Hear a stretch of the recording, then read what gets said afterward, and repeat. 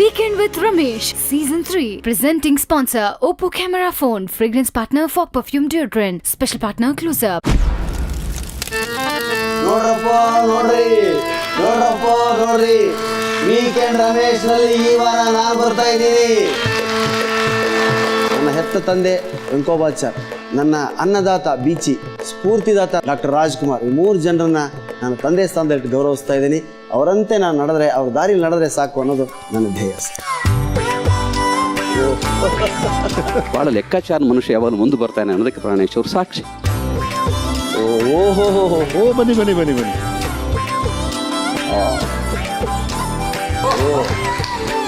ಹಾಸ್ಯ ಲೋಕ ಅಂದ ತಕ್ಷಣ ನಮ್ಮ ಕರ್ನಾಟಕದಲ್ಲಿ ನೆನಪಾಗೋದು ಒಂದೇ ಹೆಸರು, ಅದು ಗಂಗಾವತಿ ಪ್ರಾಣೇಶ್. ಹಾಗೆ ಒಂದು ಮೆರವಣಿಗೆ ಹೋಗ್ಬಿಡಿ. ರಾಯರ ಮಠದಲ್ಲಿ ತೀರ್ಥ ಕುಡಿತಿದ್ದ ಗಂಗಾವತಿ ಬೀಚಿ, ರಿಚರ್ಡ್ ಲೂಯಿಸ್ ಸಂಘ ಸೇರಿ ಮಡಿ ಮೈಲಿಗೆ ಪೋಚಿ. ನಮ್ಮ ಕರುಳಿಂದ ನಗು ಬರುತ್ತಲ್ಲ, ಅದೇ ಬಹಳ ಶ್ರೇಷ್ಠವಾದಂಥದ್ದು. ಅಂತ ಹಾಸ್ಯವನ್ನು ಸೃಷ್ಟಿ ಮಾಡೋದ್ರಲ್ಲಿ ಗಂಗಾವತಿ ಬೀಚಿಯವರು ಬಹಳ ಶ್ರೇಷ್ಠರು. ಗೌರವಪನ್ನ ತಕ್ಷಣ ಯಾರ್ಯಾರನ್ನ ಕರೆಸಿದ್ರಿ ಅವನ್ನೊಂದು ಸಾರಿ ಕರೆಸಿಬಿಡಿ ಸರ್. ನಾನು ಸಾಯೋವರೆಗೂ ನಿಮ್ಮ ಚಾನಲಲ್ಲೇ ಇರ್ತೀನಿ. ಅವ್ನು ಕರೆಸಿಬಿಡಿ ಸರ್.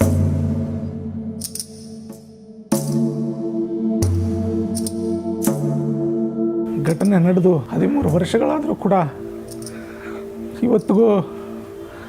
ಇವತ್ತಿಗೂ ಅಂತಲ್ಲ, ಬಹುಶಃ ನನ್ನ ಆಯುಷ್ಯ ಇರೋವರೆಗೂ ನಾನು ಇದನ್ನು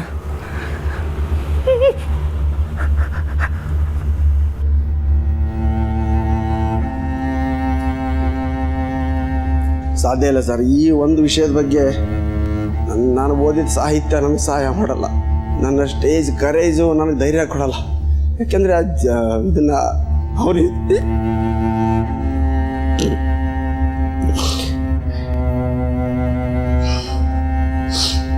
ಇವತ್ತೇನಾದರೂ ಇವನು ಇದ್ದಿದ್ರೆ ಈ ಜಾಗದಲ್ಲಿ ನಾನು ಇರ್ತಿರ್ಲಿಲ್ಲ, ಅವನೇ ಕೂತಿರ್ತಿದ್ದ.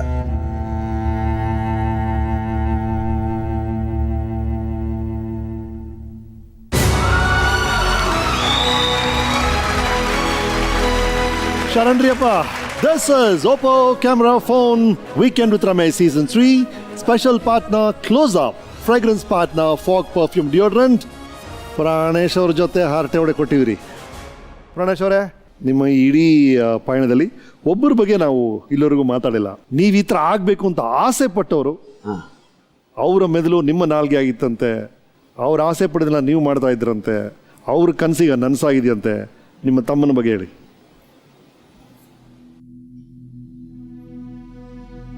ಅದನ್ನ ಮಾತಾಡೋ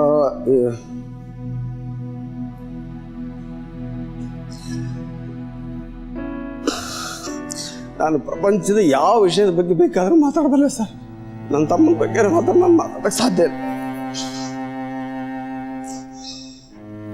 ಒಂದು ಪುಸ್ತಕದಲ್ಲಿ ಮುನ್ನುಡಿ ಬರೀತೀರಿ, ವಿಜ್ಞಾನದಲ್ಲಿದ್ದಿದ್ರೆ ಸಿ ವಿ ರಾಮನ್ ಆಗ್ತಿದ್ದ, ಸಾಹಿತ್ಯದಲ್ಲಿದ್ದಿದ್ರೆ ಭೈರಪ್ಪ ಕಾರಂತ ಆಗ್ತಿದ್ದ, ಚಿತ್ರರಂಗದಲ್ಲಿದ್ದಿದ್ರೆ ಪುಟ್ಟಣ ಕಣಗಲಾಗ್ತಿದ್ದ. ಅದೆಲ್ಲ ನಿಜ ಸರ್. ನನ್ನ ಪ್ರೀತಿಯ ತಮ್ಮ ಅಂತ ಬರೆದಿದ್ರಿ ನೀವು.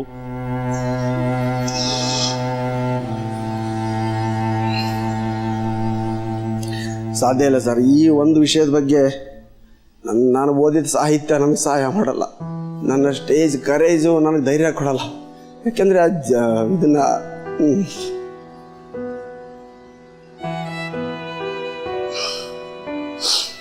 ಇವತ್ತೇನಾದರೂ ಇವನು ಇದ್ದಿದ್ರೆ ಈ ಜಾಗದಲ್ಲಿ ನಾನು ಇರ್ತಿರ್ಲಿಲ್ಲ, ಅವನೇ ಕೂತಿರ್ತಿದ್ದ.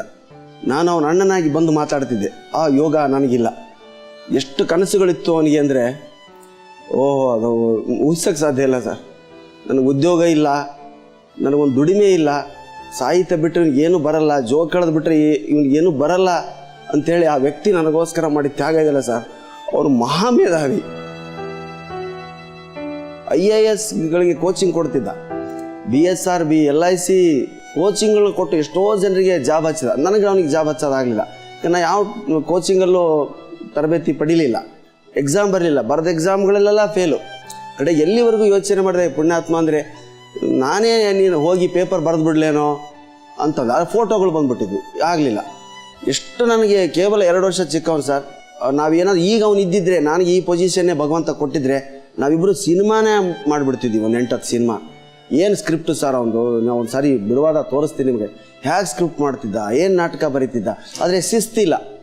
ಲಾಟ್ರಿ ಟಿಕೆಟ್ ಹಿಂದ್ಗಡೆನೇ ಸ್ಕ್ರಿಪ್ಟ್ ಬರೀತಿದ್ದ. ಗೀತಗುಚ್ಛ ಅಂತ ಒಂದು ಬುಕ್ಕೆ ಗೀತಗುಚ್ಛ ಅಂತ ಒಂದು ಪುಸ್ತಕ, ಒಂದು ದೊಡ್ಡ ಕಾದಂಬರಿ ಇದೆ ಸರ್ ಒಂದು. ಅದನ್ನು ಈ LICಲಿ ಪ್ರಿಂಟ್ ಮಾಡಿ ಪ್ರಿಂಟೌಟ್ ತೆಗೆದು ಹಿಂಭಾಗ ಖಾಲಿ ಇರೋ ಸ್ಥಳದಲ್ಲಿ ಬರೆದಿದ್ದಾನೆ. ಎಲ್ಲ ಹುಳ ತಿಂದು ಹೋಗಿದೆ, ನೀಟಿಲ್ಲ ಸ್ವಾಮಿ, ಎಲ್ಲ ರೆಕ್ಲೆಸ್, ತುಂಬ ಬ್ರಿಲಿಯಂಟು. ನಮಗೆ ಗಂಗಾವತಿಲಿ ನಮ್ಮಿಬ್ಬರನ್ನ ನೋಡಿ ಅಸೂಯೆ ಪಡೆದವರೇ ಇಲ್ಲ. ಏನಪ್ಪ ನೀವು ಹೇಳ್ದಂಗೆ ಅವ್ನ ಮೆದುಳು, ನಾನು ಬರೀ ಬಾಯಿ. ಅದೇ ಅವ್ರ ಕವನ ನಾವು ಬರೆದು ನಿಮ್ಮ ಹೆಸರು ಹಾಕೋರಂತೆ, ನಿಮ್ಮ ಹೆಸರು ಬರಬೇಕು ಅಂತ. ಹೌದು. ನಾನು ಹಿಂಗಾದ್ರೂ ಪ್ರಸಿದ್ಧಿ ಆಗಲಿ, ನಾನು ಏನಾದರೂ ಮಾಡಿ ಒಂದು ಜೀವನಕ್ಕೆ ದಾರಿ ಹತ್ತಲಿ ಅಂತೇಳಿ ತಾನು ಲೇಖನಗಳ ಬರೆದು ನನ್ನ ಹೆಸರು ಹಾಕ್ತಿದ್ದ, ತಾನು ಕವನ ಬರೆದು ನನ್ನ ಹೆಸರು ಹಾಕ್ದ. ಅವನೇ ಸರ್ ಸಂಪಾದಕ, ನನ್ನ ಸಾಹಿತ್ಯ ದರ್ಪಣ ಪತ್ರಿಕೆಗೆ ಅವನು ಸಂಪಾದಕ. ಆದರೆ ಸಂಪಾದಕ ನಾನಂತ ನನ್ನ ಹೆಸರು ಬರೆದಿದ್ದ. ನಾನು ಸುಮ್ಮನೆ ಜನರಿಗೆ ತೋರಿಸಿ ಬರ್ತಿದ್ದೆ. ಅವನು ಅವ್ರು ಏನಾದರೂ ಲೆಟ್ರ್ ಬರೆದ್ರೆ ಅದಕ್ಕೆ ಉತ್ತರ ಕೊಡೋ ಯೋಗ್ಯತೆ ಇದ್ದಿಲ್ಲ ನನಗೆ, ಅದಕ್ಕೆಲ್ಲ ಉತ್ತರ ಕೊಡ್ತಿದ್ದ. ಹೆಸರು ಪ್ರತಿಕ್ರಿಯೆ ಸಂಪಾದಕ ಪ್ರಾಣೇಶ್. ಬಹಳ ಆಶ್ಚರ್ಯ ಆದ್ರೆ, ಅಂದ್ರೆ ದುಡ್ಡು ಕೊಡೋದು ಸಹಾಯ ಮಾಡೋದು ಬೇರೆ ರೀತಿ, ಬಟ್ ನಾನ್ ಮಾಡಿದ ಸೃಷ್ಟಿಯನ್ನ ಇನ್ನೊಬ್ರದ್ದು ಅವ್ರಿಗೆ ಹೆಸರು ಬರಬೇಕು ಅಂತ ಕೊಡೋದು ಎಷ್ಟು ದೊಡ್ಡ ಮನಸ್ಸದು. ಅವನು ದೇವಸ್ಥಾನ, ಅವನು ದೇವತೆ ಸ್ಥಾನದಲ್ಲಿ ಇದ್ದಂತೇನೋ ಅಷ್ಟು ಬೇಗ ಹೋಗ್ಲಿಲ್ಲ. ಅವನು ಸ್ವಾರ್ಥಿ ಆಗಿದ್ರೆ ಬದುಕ್ತಿದ್ದ. ಅವನು ಸ್ವಾರ್ಥಿ ಆಗದೆ ಪರೋಪಕಾರದಿಂದ ಏನು ಮಾಡಿದೆ ಸರ್, ಅದಕ್ಕೆ ಅವನಿಗೆ ಮರಣ ಬಂತೇನೆ. ಸ್ವಾರ್ಥಿಗಳಾಗಿರ್ಬೇಕು ಅಂತ ಜೀವನದಲ್ಲಿ ಅನಿಸ್ಬಿಡ್ತದೆ ನನಗೆ. ಎಷ್ಟು ತ್ಯಾಗ ಸರ್ ಅವ್ರದ್ದು. ಇವತ್ತು ಹೇಳ್ತಿಲ್ಲ, ನೀವು ಈಗ ಡೋರ್ ಓಪನ್ ಆದ ತಕ್ಷಣ ಯಾರ್ಯಾರನ್ನ ಕರೆಸಿದ್ರಿ, ಅವನ್ನೊಂದು ಸಾರಿ ಕರೆಸಿಬಿಡಿ ಸರ್. ನಾನು ಸಾಯೋವರೆಗೂ ನಿಮ್ಮ ಚಾನಲಲ್ಲೇ ಇರ್ತೀನಿ, ಅವ್ನು ಕರೆಸಿಬಿಡಿ ಸರ್.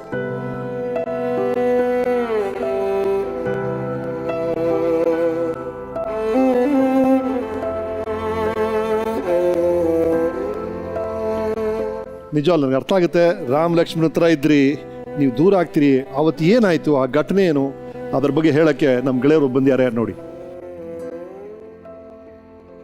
1993 ನಾನು ಗಂಗಾವತಿ ಜೀವ ವಿಮಾ ಶಾಖೆಗೆ ವರ್ಗಾವಣೆ ಮೇಲೆ ಬರ್ತೀನಿ. ಅಲ್ಲಿ ಸ್ವಾಮಿರಾಚಾರ್ಯ ಅವರ ಪರಿಚಯ ಆಗ್ತದೆ. ಪರ್ಸನಲ್ ಆ್ಯಂಡ್ ಅಫಿಷಿಯಲ್ ಲೈಫಲ್ಲಿ ತುಂಬ ಹತ್ರ ಆಗ್ತಾ ಹೋಗ್ತೇವೆ. ಇನ್ನೊಬ್ಬ ಸ್ನೇಹಿತ ನರೇಶ್ ಕುಮಾರ್ ಅಂತೇಳಿ, ಅವರದೊಂದು ಮದುವೆಗೆ ಹೋಗ್ತೇವೆ. ಮದುವೆ ಎಲ್ಲ ಮುಗಿಸ್ಕೊಂಡು ಸ್ವಾಮಿರಾಚಾರ್ಯ ಅವರು ಹೇಳ್ತಾರೆ, ಇಲ್ಲಿಂದ ಶ್ರೀಶೈಲಕ್ಕೆ ಹೋಗ್ಬಿಟ್ಟು ಮಲ್ಲಿಕಾರ್ಜುನನ ದರ್ಶನ ಮಾಡ್ಕೊಂಡು ಹೋಗ್ಬೇಕಲ್ರಿ ಹಾಗೆ ಅಂತ. ಬೆಳಗ್ಗೆ 6 ಗಂಟೆಗೆ ಹೋಗಿ ಶ್ರೀಶೈಲದಲ್ಲಿ ಇಳಿತೀವಿ. ಲಗೇಜ್ ಎಲ್ಲ ಇಟ್ಬಿಟ್ಟು ಸ್ನಾನಕ್ಕೆ ಏನು ಬೇಕೋ ಅಷ್ಟು ಮಾತ್ರ ಬಟ್ಟೆ ತೊಗೊಂಡು ಪಾತಾಳ ಗಂಗೆಗೆ ಹೊರಟ್ವಿ. ನಾವು 3 ಜನ ಒಟ್ಟಿಗೆ ನೀರಲ್ಲಿ ಇಳಿತಾ ಇದ್ದವರು ಒಂದು ಬಂಡೆಗಲ್ಲಿನ ಮೇಲೆ ನಿಂತಿದ್ವಿ. ಸಡನ್ ಆಗಿ ಕಾಲು ಜಾರ್ತು. ಕಾಲು ಜಾರಿದ ಕೂಡಲೇ 3 ಜನಕ್ಕೂ ಸ್ಲಿಪ್ ಆಯ್ತು, ನೀರಿಗೆ ಬಿದ್ದುಬಿಟ್ವಿ. ಏನಾಗ್ತಾ ಇದೆ ಅಂತ ಗೊತ್ತಾಗೋದ್ರಲ್ಲೇ ನಮ್ಮನ್ನು ಅವರು ಆಚೆ, ಅಂದರೆ ದಡದ ಕಡೆ ಅವರೇ ದೂಡಿದ್ರು ನಮ್ಮನ್ನು, ಅದು ಕೂಡ ನೆನಪಾಗ್ತಾ ಇಲ್ಲ ನನಗೆ. ನಾನು ಮೊದಲು ದಡಕ್ಕೆ ಬಂದು ಕೂಗ್ತಾ ಇದ್ದೀನಿ, ಯಾರಾದರೂ ಸಹಾಯ ಮಾಡಿರಿ ಅಂತ. ಅಲ್ಲೊಬ್ಬ ಅಂಬಿಗರ ಹುಡುಗ, ಅವನು ತಕ್ಷಣ ನೀರಿಗೆ ಜಂಪ್ ಮಾಡಿ ಶ್ರೀಪಾದರಾವ್ ಅನ್ನೋರನ್ನ ಕರ್ಕೊಂಡ್ಬಂದು ದಡಕ್ಕೆ ಬಿಡ್ತಾನೆ. ತಿರುಗಿ ನೋಡೋ ಹೊತ್ತಿಗೆ ಇವ್ರ ತಲೆ ನಮಗೆಲ್ಲೂ ಕಾಣ್ತಾ ಇಲ್ಲ. ಎಷ್ಟು ಪ್ರಯತ್ನಗಳನ್ನ ಮಾಡಿದ್ರು ಕೂಡ ಅವರು ಎಕ್ಸ್ಪರ್ಟ್ಸು ಸುಮಾರು ನೀರಿನ ಆಳಕ್ಕೆಲ್ಲ ಇಳಿತಾರೆ. ಕಲ್ಲುಗಳ ಮಧ್ಯೆ ಸಿಗಾಕೊಂಡಿದೆಯಾ, ಎಲ್ಲಾದರೂ ಬದುಕಿರ್ಬೋದಾ, ಏನೋ ಒಂದು ಆಸೆ ಇಟ್ಕೊಂಡು ಹುಡುಕಿ after 48 hours of the incident police ಕಡೆಯಿಂದ ಒಬ್ಬರು ಬಂದರು. ಬಾಡಿ ಬಂದಿದೆ ಮೇಲೆ, ನೀರಲ್ಲಿ ತೇಲ್ತಾ ಇದೆ, ನೀವು ತಕ್ಷಣ ಅಲ್ಲಿ ಬರಬೇಕು ಹಾಗೆ. ಘಟನೆ ನಡೆದು 13 ವರ್ಷಗಳಾದರೂ ಕೂಡ ಇವತ್ತಿಗೂ ಅಂತಲ್ಲ, ಬಹುಶಃ ನನ್ನ ಆಯುಷ್ಯ ಇರೋವರೆಗೂ ನಾನು ಇದನ್ನು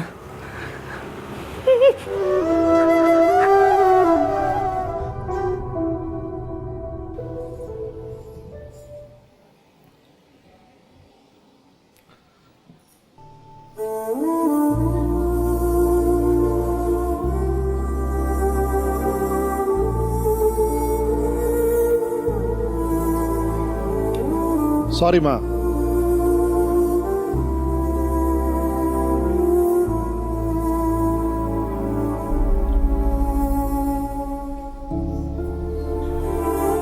ಇಷ್ಟು ನಗ್ಸೋರು ನೀವು ನಮ್ಮನ್ನೆಲ್ಲ. ನಿಮ್ಮ ಹಿಂದೆ ಎಂಥ ಕಥೆಗಳಿರುತ್ತೆ ಅಂತ ಆಡಿಯನ್ಸ್ ಗೊತ್ತಾಗಬೇಕು ಅನ್ನಿಸ್ತು ನಮಗೆ. ನನಗೆ ಕರ್ನಾಟಕದ ಎಲ್ಲ ಮಠಾಧೀಶರು ಕರೆದಿದ್ದಾರೆ ಸರ್, ಹೋಗಿದ್ದೀನಿ. ಆದರೆ ನಾನು ಪ್ರತಿಜ್ಞೆ ಮಾಡಿದ್ದೀನಿ, ನಾನು ಇವತ್ತೇ ಸರ್ ನಿಮ್ಮ ಕ್ಲಿಪ್ಪಿಂಗಲ್ಲೇ ನಾನು ಅದು ನೋಡಿದ್ದು, ಪಾತಾಳ ಗಂಗೆ ಆ ಮೆಟ್ಲು.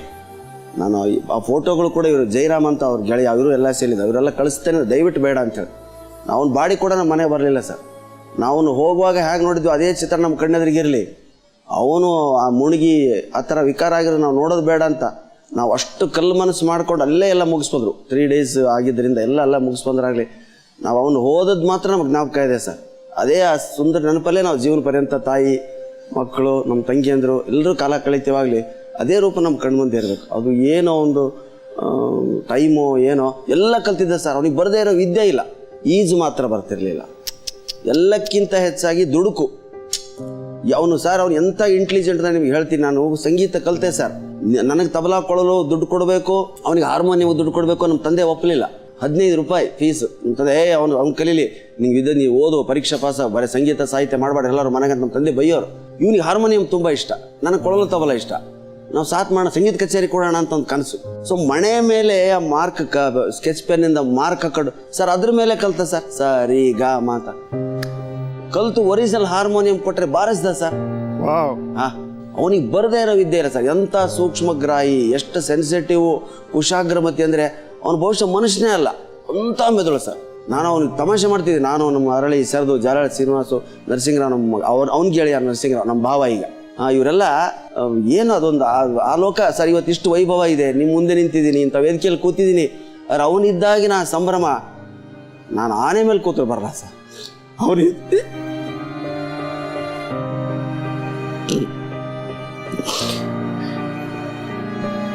ಏನು ಮಾಡಿದ್ರು ನಮ್ಮ ತಮ್ಮ ಹಿಂದೆ ಇದ್ದಾನೆ ಅಂತಕ್ಕಂಥ ಧೈರ್ಯ ಇತ್ತು ನನಗೆ. ಇವತ್ತು ನಾನು ಏನಾದರೂ ಅವನಿಲ್ವಲ್ಲ ಅನ್ನೋ ಕೊರಗು ಇದು ವೈರಿಗೂ ಬೇಡ. ನಾನು ಇದನ್ನು ಸಹಿಸೋ ಶಕ್ತಿನೇ ನನಗಿಲ್ಲ. ನಾನು ಶ್ರೀಶೈಲ ಜಗದ್ಗುರುಗಳು ವಿನಂತಿ ಮಾಡ್ಕೊಂಡ್ರು, ಪಾಪ ದಯವಿಟ್ಟು ನೀವು ಸರಿ ಶ್ರೀಶೈಲಕ್ಕೆ ಒಂದು ಸಾರಿ ಕಾರ್ಯಕ್ರಮಕ್ಕೆ ಬನ್ನಿ, ಬುದ್ಧಿ ನನಗೆ ಕ್ಷಮಿಸಿ. ನಾನು ಕರ್ನಾಟಕದ ಜಗತ್ತಿನ ಯಾವ ಮೂಲೆಗಾದರೂ ಹೋಗಬಲ್ಲೆ. ನಾನು ಶ್ರೀಶೈಲ ಮಲ್ಲಿಕಾರ್ಜುನ ದರ್ಶನ ಮಾಡೋ ಯೋಗ್ಯತೆ ನನಗಿಲ್ಲ ಸರ್. ದರ್ಶನ ಕೊಡಬೇಕು ಅಂತ ಕರೆಸ್ಕೊಂಡು ಮಲ್ಲಿಕಾರ್ಜುನ ಅವನನ್ನಲ್ಲೇ ಐಕ್ಯ ಮಾಡ್ಕೊಂಬಿಟ್ಟ. ನಾನು ಅವನು ನೋಡಲ್ಲ. ನಾನು ಅಲ್ಲಿಗೆ ಏನಾದರೂ ಹೋದರೆ ನಾನು ಅದೇ ಸ್ಥಳದಲ್ಲಿ ಬಿದ್ದು ಸಾಯ್ತೀನಾಗಲಿ, ನಾನು ತಿರುಗಿ ಊರಿಗೆ ಬರೋದು.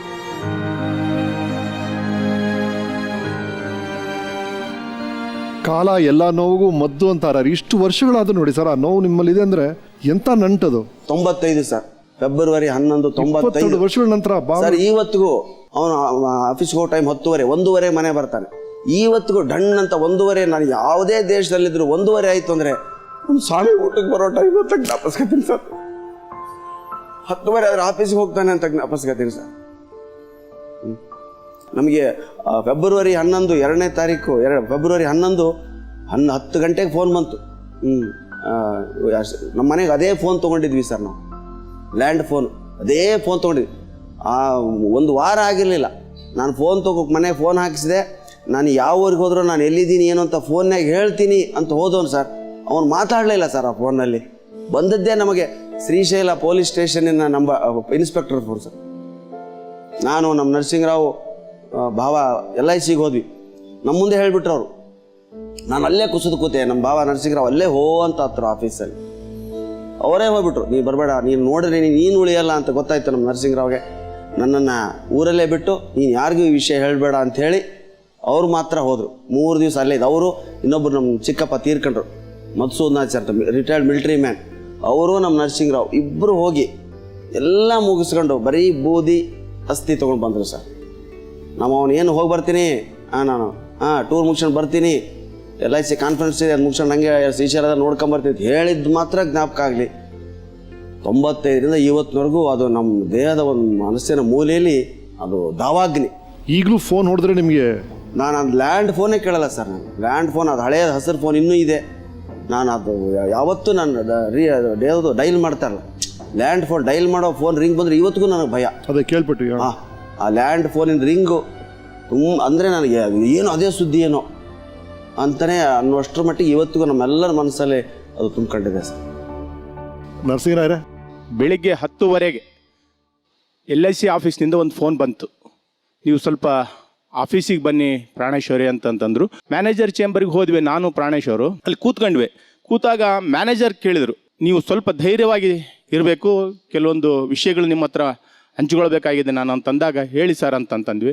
ಇಲ್ಲ, ಸ್ವಾಮರಾಚಾರ್ಯರು ಸ್ನಾನಕ್ಕೆ ಹೋದಲ್ಲಿ ನೀರಿನೊಳಗಿಳಿದಾಗ ಮಿಸ್ ಆಗಿಬಿಟ್ಟಿದ್ದಾರೆ ಅಂತಂದಾಗ ನಾವು ಅಲ್ಲೇ ಕುಸಿದು ಬಿದ್ವಿ.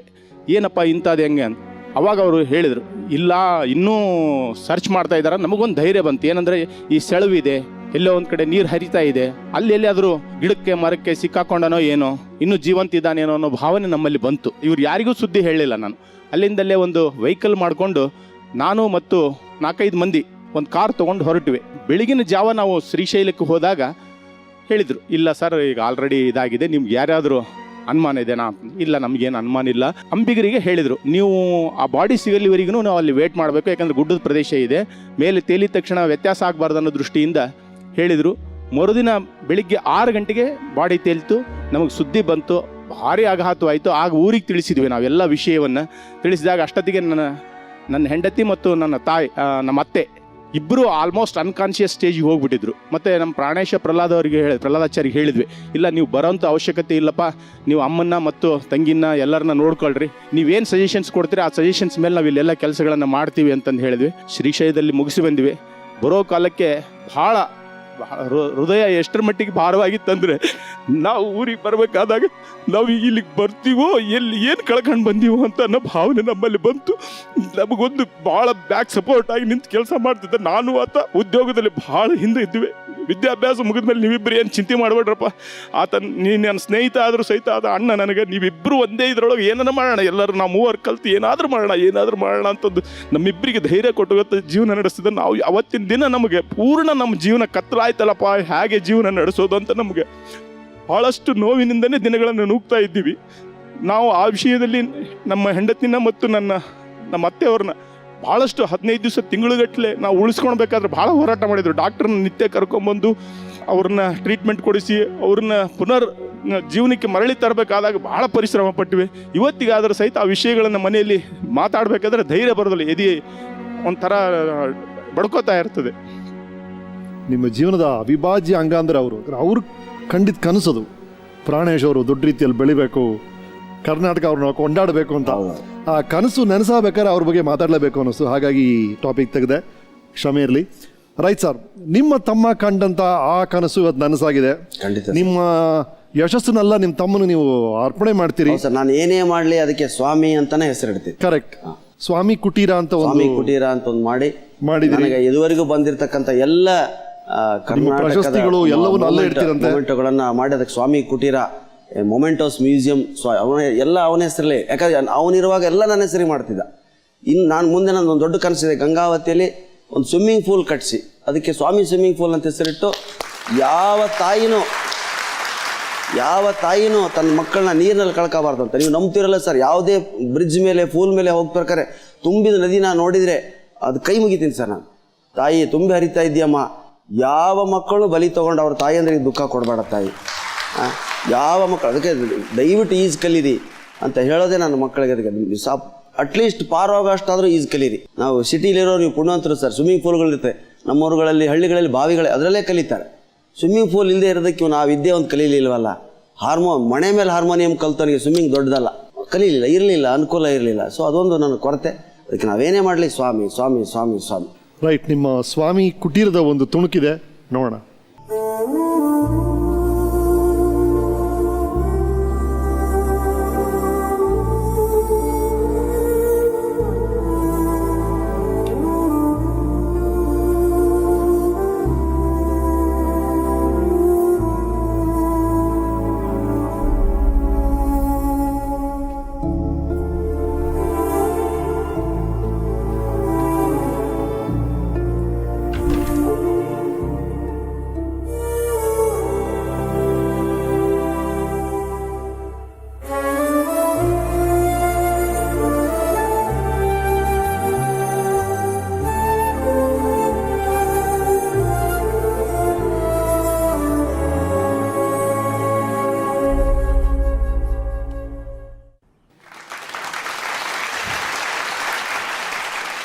ಬಹಳ ಆದರ್ಶ ಸಹೋದರರು ಅನ್ನಿಸ್ತಾ ಇದೆ. ಅಂದ್ರೆ ಅವರು ಬದುಕಿದ್ದಾಗ ಅವ್ರು ಬರ್ದಿದ್ದಲ್ಲ ನೀವು ಬರ್ದಿದ್ದು ಅಂತ ಅವ್ರು ಸಮರ್ಪಿಸ್ತಾರೆ. ನೀವು ಗೆದ್ದಿದ್ದ ಈ ಶೀಲ್ಡ್ಗಳು ಎಲ್ಲವೂ ನೀವು ಅವರು ಸಮರ್ಪಿಸ್ತೀರಿ. ನಿಮ್ಮ ಬ್ರದರ್ಹುಡ್ಗೆ ಒಂದು ಸಲ್ಯೂಟು.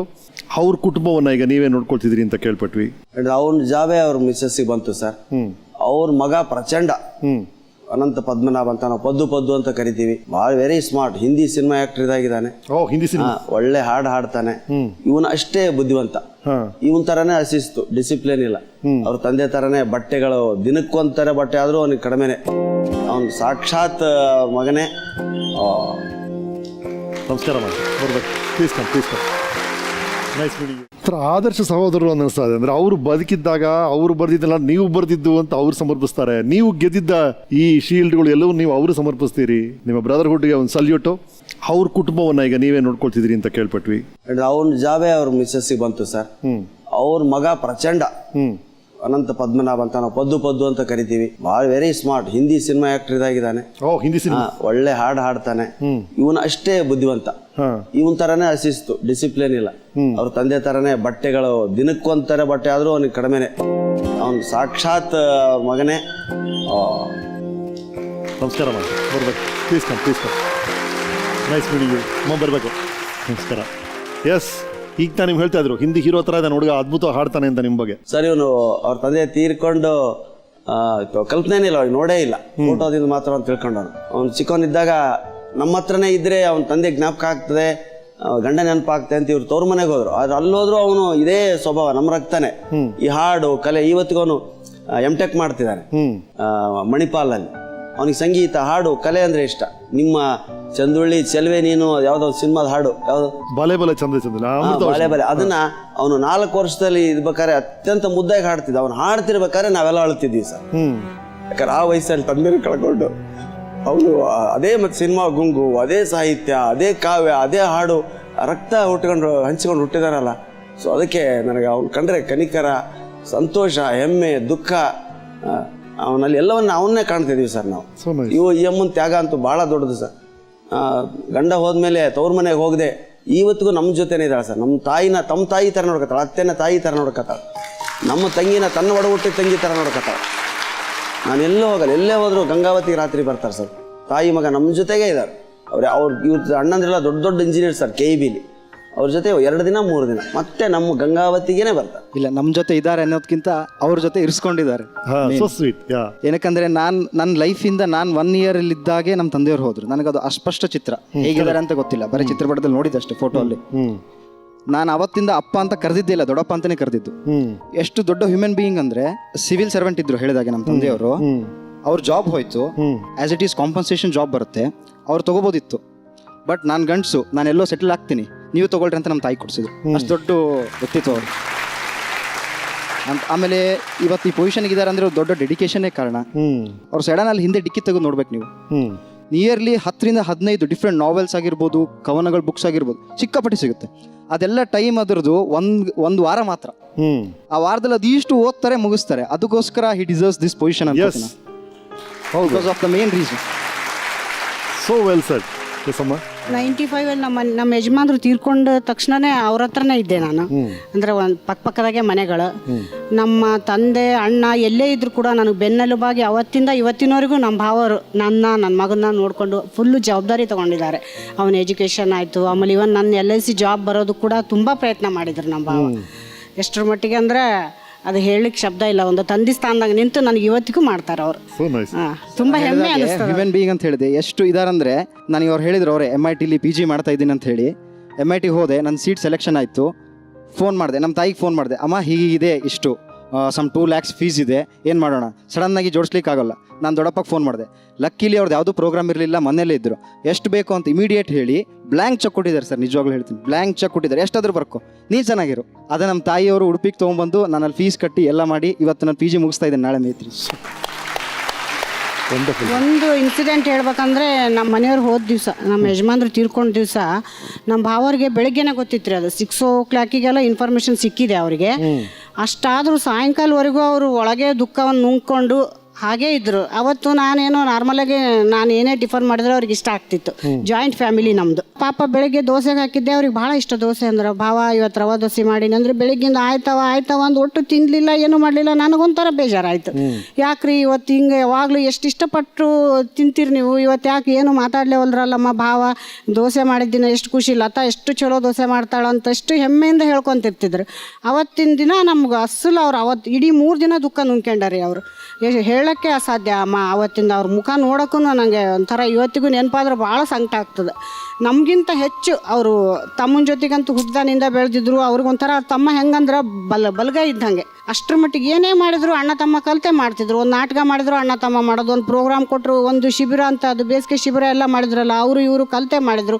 ಇವ್ರಿಗೆ ಅವ್ರ ಸಪೋರ್ಟು, ಅವ್ರಿಗೆ ಇವ್ರ ಸಪೋರ್ಟು, ಒಂಥರ ತುಂಬ ಅಣ್ಣ ಎಷ್ಟರ ಮಟ್ಟಿಗೆ ಅಂದರೆ ಹೇಳೋಕ್ಕೆ ಶಬ್ದಗಳೇ ಇಲ್ಲ, ಅಷ್ಟು ಪ್ರೀತಿಯಿಂದ ಇದ್ರು ಅವರು. ಅಂಥದ್ದು ಅವತ್ತು ಅವ್ರ ಮುಖ ನೋಡಿದರೆ ಇವತ್ತಿಗೂ ನನಗೆ ಅಷ್ಟು ನೋವಾಗ್ತದ್ರಿ ಮನಸ್ಸಿಗೆ. ಭಾಳ ತ್ರಾಸಪಟ್ಟರು. 3 ದಿವಸ 1 ತಿಂಗಳು ನಾವು ಅಡುಗೆನೇ ಮಾಡಿದ್ದಿಲ್ಲ ರೀ ಅವತ್ತು. ಇವರು ಎಲ್ಲೋ ಯಾರೋ ಅಕ್ಕಪಕ್ಕದವರೆಲ್ಲ ತಂದು ಕೊಡ್ತಿದ್ರು, ನಾವು ಬದುಕೋದಕ್ಕೋಸ್ಕರ ತಿಂತಿದ್ದೀವೇನೋ ಅನ್ನಿಸ್ತಾ ಇತ್ತು ಅವಾಗ ನಮ್ಗೆ. ಅಷ್ಟರ ಮಟ್ಟಿಗೆ ಇವ್ರು ಹೆಂಗಾಗಿದ್ರಂದ್ರೆ ಮೊದಲೇ ತೆಳ್ಳಗ್ರಿ, ಫುಲ್ಲು ವೀಕ್ ಆಗಿಬಿಟ್ಟಿದ್ರು 1 ತಿಂಗಳೊಳಗೆ. ಅಷ್ಟರ ಮಟ್ಟಿಗೆ ತ್ರಾಸಪಟ್ರು ಸರ್. ಅವರಿಗೆ ಯಾರಿಗಾರ ಅದಾನ ಇಲ್ಲ, ಆ ಮಟ್ಟಕ್ಕೆ ನಮ್ಮ ಭಾವರಿಗೆ ತಮ್ಮನ ಮೇಲೆ ಒಂದು ಅಭಿಮಾನ, ಇವತ್ತಿಗೂ ನನ್ನ ಮೇಲೆ ಅವನ ಮೇಲೆ ಅಷ್ಟೊಂದು ಅಭಿಮಾನ, ಅಷ್ಟು ಜವಾಬ್ದಾರಿ ತೊಗೊಂಡು ನಮ್ಮನ್ನು ನೋಡ್ಕೊತಾರೆ. ತುಂಬ ಹೆಮ್ಮೆ ಅನ್ನಿಸ್ತದೆ. ಇಷ್ಟು ದೊಡ್ಡ ಲೆವೆಲ್ ಹೋದರೂ ಕೂಡ ಅವರು ನಮ್ಮನ್ನು ಮರ್ತಿಲ್ಲ, ಭಾಳ ಚೆನ್ನಾಗಿ ನೋಡ್ಕೊತಾರೆ. ಥ್ಯಾಂಕ್ ಯು ರೀ, thank you thank you thank you ರೀ, ಥ್ಯಾಂಕ್ ಯು ರೀ. ಅಮ್ಮ ಬನ್ನಿ. ಸರಿ, ಭಾವುಕರಾಗಿರುವ ಪ್ರಾಣೇಶ್ ಅವರಿಗೆ ಒಂದು ಸಣ್ಣ ವಿರಾಮ ಕೊಟ್ಟು ಮತ್ತೆ ಸಿಗೋಣ. ಮತ್ತೆ ನಮ್ಮ ಹಾಸ್ಯ ರತ್ನ ಪ್ರಾಣೇಶ್ ಅವ್ರ ಜೊತೆ ಮಾತುಕತೆ ಮುಂದುವರ್ಸೋಣ. ಪ್ರಾಣೇಶ್ ಅವ್ರ ಜೊತೆ ಹಾರಟೆ ಹೊಡೆ ಕೊಟ್ಟಿವ್ರಿ. ಪ್ರಾಣೇಶ್ ಅವರೇ, ಈಗ ನಮ್ಮ ಈ ಟಿವಿ ಕಾರ್ಯಕ್ರಮಗಳು ಮನೆ ಮನೆ ಮಾತಾಗಿದ್ದು ನಿಮ್ಮ ಹರಟೆ ಕಾರ್ಯಕ್ರಮದ 2000 ಇಶ್ಯೂಲ್ಲಿ ಶುರು ಆಯ್ತು ಅಂತ 56 ಹರಟೆಗಳು ಮಾಡಿದಿರಿ. 56 ಹರಟೆಗಳಾಗಿದೆ ನಾನು. ಏನೇ ಹಬ್ಬ ಬಂದ್ರು ಸರ್ ಶುರು ಆಗ್ತಿದ್ದು ನಿಮ್ಮ ಮಾತಿನಿಂದ. ಯುಗಾದಿ, ಸಂಕ್ರಾಂತಿ, ದೀಪಾವಳಿ ಅಂದ್ರೆ ನಿಮ್ಮ ಟಿವಿ ಬಂದ್ಬಿಡ್ತಾ ಇತ್ತು. ಪ್ರತಿ ಹಬ್ಬ ನಮ್ಮ ನಗೆ ಹಬ್ಬ ಆಗ್ತಿತ್ತು, ಅದಂತೂ ಸತ್ಯ. ರೈಟ್, ಆ ನಗೆ ಹಬ್ಬದ ಸದಸ್ಯರು, ಆ ಅನುಭವ ಹೇಗಿತ್ತು ನಿಮಗೆ? ಅದ್ಭುತ ಸರ್. ನಾನು ಬೆಂಗಳೂರಿಗೆ ಬಂದು ಫಸ್ಟ್ ಹರಟೆಯಿಂದಲೇ ನಾನು ಎಂಟರ್ ಆದೆ. ಸೊ ಅಲ್ಲಿ ನಮ್ಮ ಸ್ನೇಹಿತರಾಗಿರ್ತಕ್ಕಂಥ ರಿಚರ್ಡ್ ಲೂಯಿಸು, ಕೃಷ್ಣೇಗೌಡರು, ಸುಧಾ ಬರ್ಗೂರು, ಇಂದುಮತಿ ಸಾಲಿಮಟ್ಟು, ಇವರೆಲ್ಲ ಮಾತಾಡೋದು ನೋಡಿ ಅಮ್ಮ ನಾನು ಇನ್ನೂ ಎಷ್ಟು ಕಲಿಬೇಕಲ್ಲ ಅನಿಸ್ತು. ಓದ್ಕೊಂಡಿರೋರು, ಸಿಟಿಲಿ ಇರೋರು, ನಾನು ನನ್ನ ಅನುಭವಗಳನ್ನೇ ವಸ್ತುವನ್ನ ಮಾಡ್ಕೊತಿದ್ದೆ. ಇವರು ಮೂಲ ದ್ರವ್ಯ ಸಾಹಿತ್ಯವನ್ನು ಹಿಡಿದು ಮಾತಾಡೋದನ್ನ ನೋಡ್ಬಿಟ್ನಲ್ಲ ನಾನು. ಓ, ಇದು ರಾಜಹಾಸ್ಯ.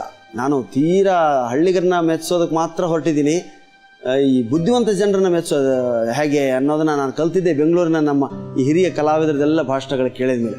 ತುಂಬಾ ಸಂತೋಷ ನನಗೆ. ನನ್ನ ಹಾಸ್ಯಕ್ಕೆ ಒಂದು ಬಂಗಾರದ ಚೌಕಟ್ಟು ಬಂದಿದ್ರೆ ನಾನು ಬೆಂಗಳೂರಿನ ಕಲಾವಿದರು ನೋಡಿದ ಮೇಲೆ ಅಂತ ಅನಿಸ್ತು. ರೈಟ್, ಈ ಹರಟೆ ತಂಡದ ಬಗ್ಗೆ ನಮ್ಮ ಟೆಂಟ್ ಏನು ಹೇಳುತ್ತೆ ಕೇಳಿ. ಅಭಿಮಾನಿ ಅನ್ನದಾತರಿಗೆ ಅನಂತ ಅಭಿವಂದನೆಗಳು. ಹಾಯ್ ಪ್ರಾಣೇಶ್. ನಮಸ್ಕಾರ ಪ್ರಾಣೇಶ್ ಅವರೇ. ನಮಸ್ಕಾರ ಪ್ರಾಣೇಶ್. ಹಲೋ ಪ್ರಾಣೇಶ್. ನಮಸ್ಕಾರ ಗುರುಗಳೇ. ನಮಸ್ಕಾರ ಪ್ರಾಣೇಶ್. ಹಾಸ್ಯದ ಪ್ರಾಕಾರದಲ್ಲಿ ನಾನಾ ಬಗೆ ಉಂಟು. ಬಳ್ಳಾರಿ ಬೀಚಿನ ನಂತರ ನಮಗೆ ಅದೇ ಒಂದು ಪ್ರಾಕಾರವನ್ನು ಉಳಿಸ್ಕೊಂಡು ಬಂದಿದ್ದು ಗಂಗಾವತಿ ಬೀಚಿಯವರು. ನಮ್ಮ ಕರುಳಿಂದ ನಗು ಬರುತ್ತಲ್ಲ, ಅದೇ ಬಹಳ ಶ್ರೇಷ್ಠವಾದಂಥದ್ದು. ಅಂಥ ಹಾಸ್ಯವನ್ನು ಸೃಷ್ಟಿ ಮಾಡೋದ್ರಲ್ಲಿ ಗಂಗಾವತಿ ಬೀಚಿಯವರು ಬಹಳ ಶ್ರೇಷ್ಠರು. ಉತ್ತರ ಕರ್ನಾಟಕ ಶೈಲಿ ಇದೆಯಲ್ಲ, ಆ ಭಾಷೆನೇ ಗಂಡು ಭಾಷೆ, ಒಂಥರ ಸೊಗಡು ಸೊಗಸು. ಆ ಎರಡನ್ನೂ ಕೂಡ ಈ ಕಡೆ ಭಾಗದ ಜನಕ್ಕೆ ಹುಚ್ಚೆಬ್ಬಿಸಿದವ್ರು ನೀವೇನೆ, ಅದರ ರುಚಿ ತೋರಿಸಿದ್ ನೀವೇ, ಅದರಲ್ಲೇನು ಡೌಟೇ ಇಲ್ಲ. ನಿಮ್ಮ ಪ್ರಯತ್ನ ಇಲ್ಲದಲೇ ಇದ್ದಿದ್ದರೆ ಸ್ಟ್ಯಾಂಡಪ್ ಕಾಮಿಡಿ ಅನ್ನೋ ಪ್ರಾಕಾರ ಇಷ್ಟು ಸಭ್ಯವಾಗಿ ಕನ್ನಡದಲ್ಲಿ ಉಳಿತಿರ್ಲಿಲ್ಲ ಅನ್ನೋದು ನನ್ನ ವೈಯಕ್ತಿಕ ಭಾವನೆ. ನಿಮ್ಮ ಹಾಸ್ಯದಲ್ಲಿ ನನಗೆ ಬಹಳ ಇಡಿಸೋದೇನು ಅಂದರೆ, ಹಾಸ್ಯ ಮಾಡ್ತಾ ಮಾಡ್ತಾ ಮಾಡ್ತಾ ಒಂದು ಇನ್ಫಾರ್ಮೇಶನ್ ಕೊಡೋದು, ಅದ್ರ ಮಧ್ಯೆ ನಿಮ್ಮನ್ನು ನೀವೇ ಇಡಿಯೇಟ್ ಆಗಿ ಮಾಡ್ಕೊಳ್ಳೋದು, ಅದೊಂದು ಬಹಳ ಚೆನ್ನಾಗಿದೆ. ಹಾಸ್ಯವನ್ನ ನಮ್ಮ ಮೇಲೆ ಹಾಕೊಳ್ಳಿ ಅಂತಿಲ್ಲ, ಅದು ಗ್ರೇಟು. ಸಹಜತೆ ಮತ್ತು ಕೃತಕತೆ ಬಹಳ ಚೆನ್ನಾಗಿ ಅದರ ಕಾಂಟ್ರಾಸ್ಟ್ ಅನ್ನ ತೋರಿಸ್ತೀರಾ. ಅಷ್ಟು ದೊಡ್ಡ ವ್ಯಾಖ್ಯಾನಗಳೆಲ್ಲ ನಿಮ್ಮ ಒಂದು ಜೋಕಲ್ಲಿ, ನಿಮ್ಮ ಒಂದು ಬಾಡಿ ಲ್ಯಾಂಗ್ವೇಜ್ ಅಲ್ಲಿ ನೀವು ಯಾವ್ದನ್ನ ಒತ್ತಿ ಸ್ಟ್ರೆಸ್ ಮಾಡಿ ಹೇಳ್ತೀರೋ ಅಲ್ಲೇ ಅದು ಸ್ಪಷ್ಟವಾಗಿಬಿಟ್ಟಿರುತ್ತೆ. ನಿಮ್ಮ ಹಾಸ್ಯ ಅಂತೂ ಬಿಡಿ, ಯಾವತ್ತೂ ಸಭ್ಯತೆಯ ಎಲ್ಲೇನು ಮೀರಿಲ್ಲ. ಮತ್ತು ಅದನ್ನು ಹಾಸ್ಯ ಅನ್ನೋದಕ್ಕಿಂತ ವಿಡಂಬನೆ ಅಂತ ಕರೀಬಹುದೇನೋ. ಹೊಸಪೇಟೆಯಲ್ಲಿ ನನ್ನ ಭಾಷಣ ಕೇಳಿ ನೀವು ಏಯ್ ಸುಳೆ ಮಗ ಏನು ಚೆನ್ನಾಗಿ ಮಾತಾಡ್ತಾನೆ ಅಂತ ನೀವು ಒಂದಿದ್ದು ಕೇಳಿ ಗಾಬರಿ ಆಗಿಬಿಟ್ಟಿದ್ದೆ. ಇಲ್ಲ ಸರ್, ನಮ್ಮ ಕಡೆ ಸುಳೆ ಮಗ ಅಂತಂದರೆ ಅದು ಪದ್ಮಶ್ರೀ ಕೊಟ್ಟಂತೆ, ನೀವು ಖುಷಿಯಾಗಬೇಕು ಅಂತ ಹೇಳಿದಾಗ ನನಗೆ ಎಷ್ಟೋ ಸಮಾಧಾನ ಆಯಿತು. ನಿಮ್ಮ ಭಾಷೆಯ ಆ ಸೊಗಸು, ಆ ಸೊಗಡು ಇವತ್ತು ಕೇವಲ ಕರ್ನಾಟಕಾದ್ಯಂತ ಅಲ್ಲ, ದೇಶಾದ್ಯಂತ ಅಲ್ಲ, ವಿಶ್ವಾದ್ಯಂತ ಹರಡ್ತಾ ಇದೆ. ಹೀಗಾಗಿ ನಾನು ನಿಮ್ಮನ್ನು ಕೃತಜ್ಞತೆಯಿಂದ ನೆನೆಯಲೇಬೇಕು. ಕೆಲವೊಮ್ಮೆ ಆ ಬೈಗುಳುಗಳೇ ಪ್ರಶಸ್ತಿಗಳ ತರ ಆಗುತ್ತೆ. ಅಬ್ಜೆಕ್ಟ್ಗಳು ಅವೇ ಅಬ್ಜೆಕ್ಟಿವ್ ನಮ್ಮಲ್ಲಿ ಬನ್ನಿ ಸಾರ್, ಹೋಗಿ ಸಾರ್ ಅಂತ ಯಾರಲ್ಲ, ಬಾರ್ಲೆ ಬಳಿ ಮಗನೇ, ಅದೇ ಭಾಷೆ. ಹೀಗಾಗಿ ನಮ್ಮ ಕಡೆ ಭಾಷೆ ಸೊಗಡೆ ಈ ಜನರಿಗೆ ಹಿಡಿಸಿದ್ ನನ್ನ ಪುಣ್ಯ. ರೈಟ್, ಈ ಘಟಾನುಘಟಿಗಳ ಮಧ್ಯೆ ನಿಮ್ಮ ಶಿಷ್ಯರ ಒಂದು ದೊಡ್ಡ ಗುಂಪೆ ಶುರು ಆಗುತ್ತೆ. ನಮ್ಮ ಕಾಮಿಡಿ ಕಿಲಾಡಿಗಳು ಬಂದ ಎಷ್ಟೊಂದು ಜನ ಸರ್, ನಾವು ಪ್ರಾಣೇಶ್ ಅವ್ರನ್ನ ನೋಡಿ ಕಲ್ತೀವಿ ಕಾಮಿಡಿನ ಅಂತ ನಾರ್ತ್ ಕರ್ನಾಟಕದ ಬಂದವರು ಎಷ್ಟೊಂದು ಜನ ಡಿಸ್ಟೆನ್ಸ್ ಎಜುಕೇಶನ್ ಹೇಳ್ತಾರಲ್ಲ, ನಮ್ಮ ಏಕಲವ್ಯ ದ್ರೋಣಾಚಾರ್ಯ ಅಂತ ನಿಮ್ಮನ್ನು ನೋಡಿ ಕಲ್ತಿದ್ದೀವಿ, ನೀವು ಬೀಚಿ ನೋಡಿ ಹೇಗೆ ಕಲ್ತರೋ ಹಾಗೆ ನಿಮ್ಮನ್ನು ನೋಡಿ ನಾವು ಕಲ್ತೀವಿ ತುಂಬಾ ಜನ ಹೇಳಿದ್ದಾರೆ. ಎಸ್ ಎಸ್ ಎಸ್ ನನಗೆ ಇದು ಒಂದು ಉದ್ಯೋಗ ಆಗಿ ಕನ್ವರ್ಟ್ ಆಗಿರೋದು ತುಂಬ ಸಂತೋಷ ಆಗಿದೆ ಸರ್. ಯಾವುದೋ ಸಮಯ ಕಳೆಯುವಂಥ ಸಾಧನೆ ಆಗಲಿಲ್ಲ, ಇದು ಒಂದು ಉದ್ದಿಮೆಯಾಗಿ ಬೆಳೀತಾ ಇದೆ ಚಿತ್ರರಂಗದ ಥರ. ನಾನು ಅದಕ್ಕೆ ತುಂಬ ಸಂತೋಷ ಇದೆ. ನಾನು ಒಂದು ಸ್ವಲ್ಪ ಅಳಿಲ್ ಸೇವೆ ಸಲ್ಲಿಸಿದ್ದೀನಿ ಅದಕ್ಕನ್ನೋ ಭಾವನೆ ಇದೆ ಆಗಲಿ. ರೈಟ್, ನಿಮ್ಮ ಹರಟೆ ಗ್ಯಾಂಗ್ ಇಂದ ಕೆಲವರು ಗೆಳೆಯರು ಬಂದಿದ್ದಾರೆ, ಸ್ವಾಗತಿಸಿ ಪ್ಲೀಸ್. ವೆಲ್ಕಮ್. ಕೆಲವರು ಸರ್ ಎಲ್ಲರೂ ಬಂದಿದ್ದಾರೆ. ಬನ್ನಿ ರಿಚರ್ಡ್ ಸರ್, ವೆಲ್ಕಮ್ ವೆಲ್ಕಮ್. ಓ ನರಸಿಂಹ ಬರಬೇಕು, ಪ್ಲೀಸ್ ಕಮ್ ನಮಸ್ಕಾರ. ಬರಬೇಕು ಬನ್ನಿ.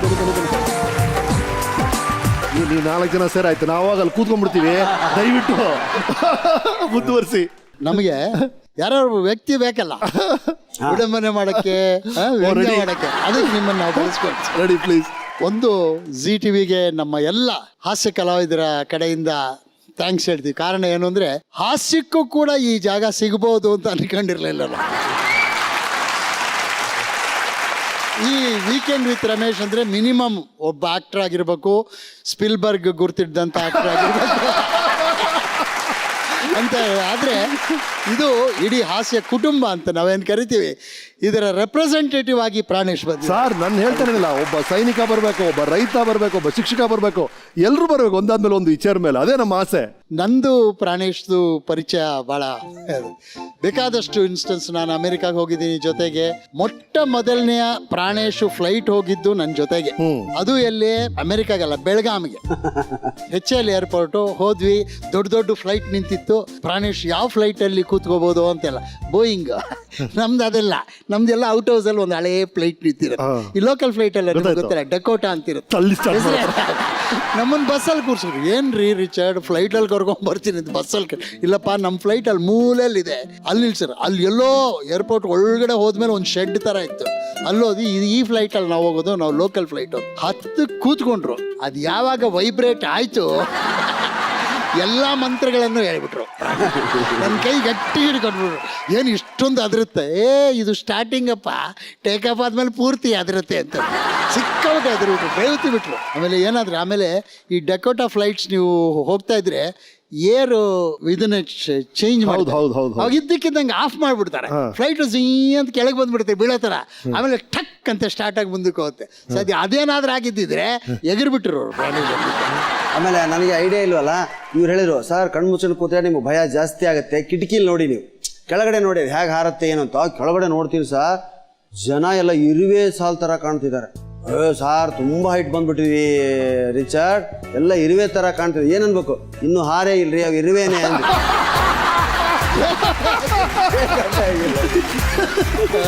ಇವರ ಡಿಮ್ಯಾಂಡ್ ಇದೆಯಲ್ಲ, ಅಮೇಝಿಂಗ್. ಅದು ಯಾವುದೇ ಕಾರ್ಯಕ್ರಮಕ್ಕೆ ಹೋದ್ರು ಸಿಕ್ಕಾಪಟ್ಟೆ ಜನ ಮುತ್ಕೊಳ್ತಾರೆ.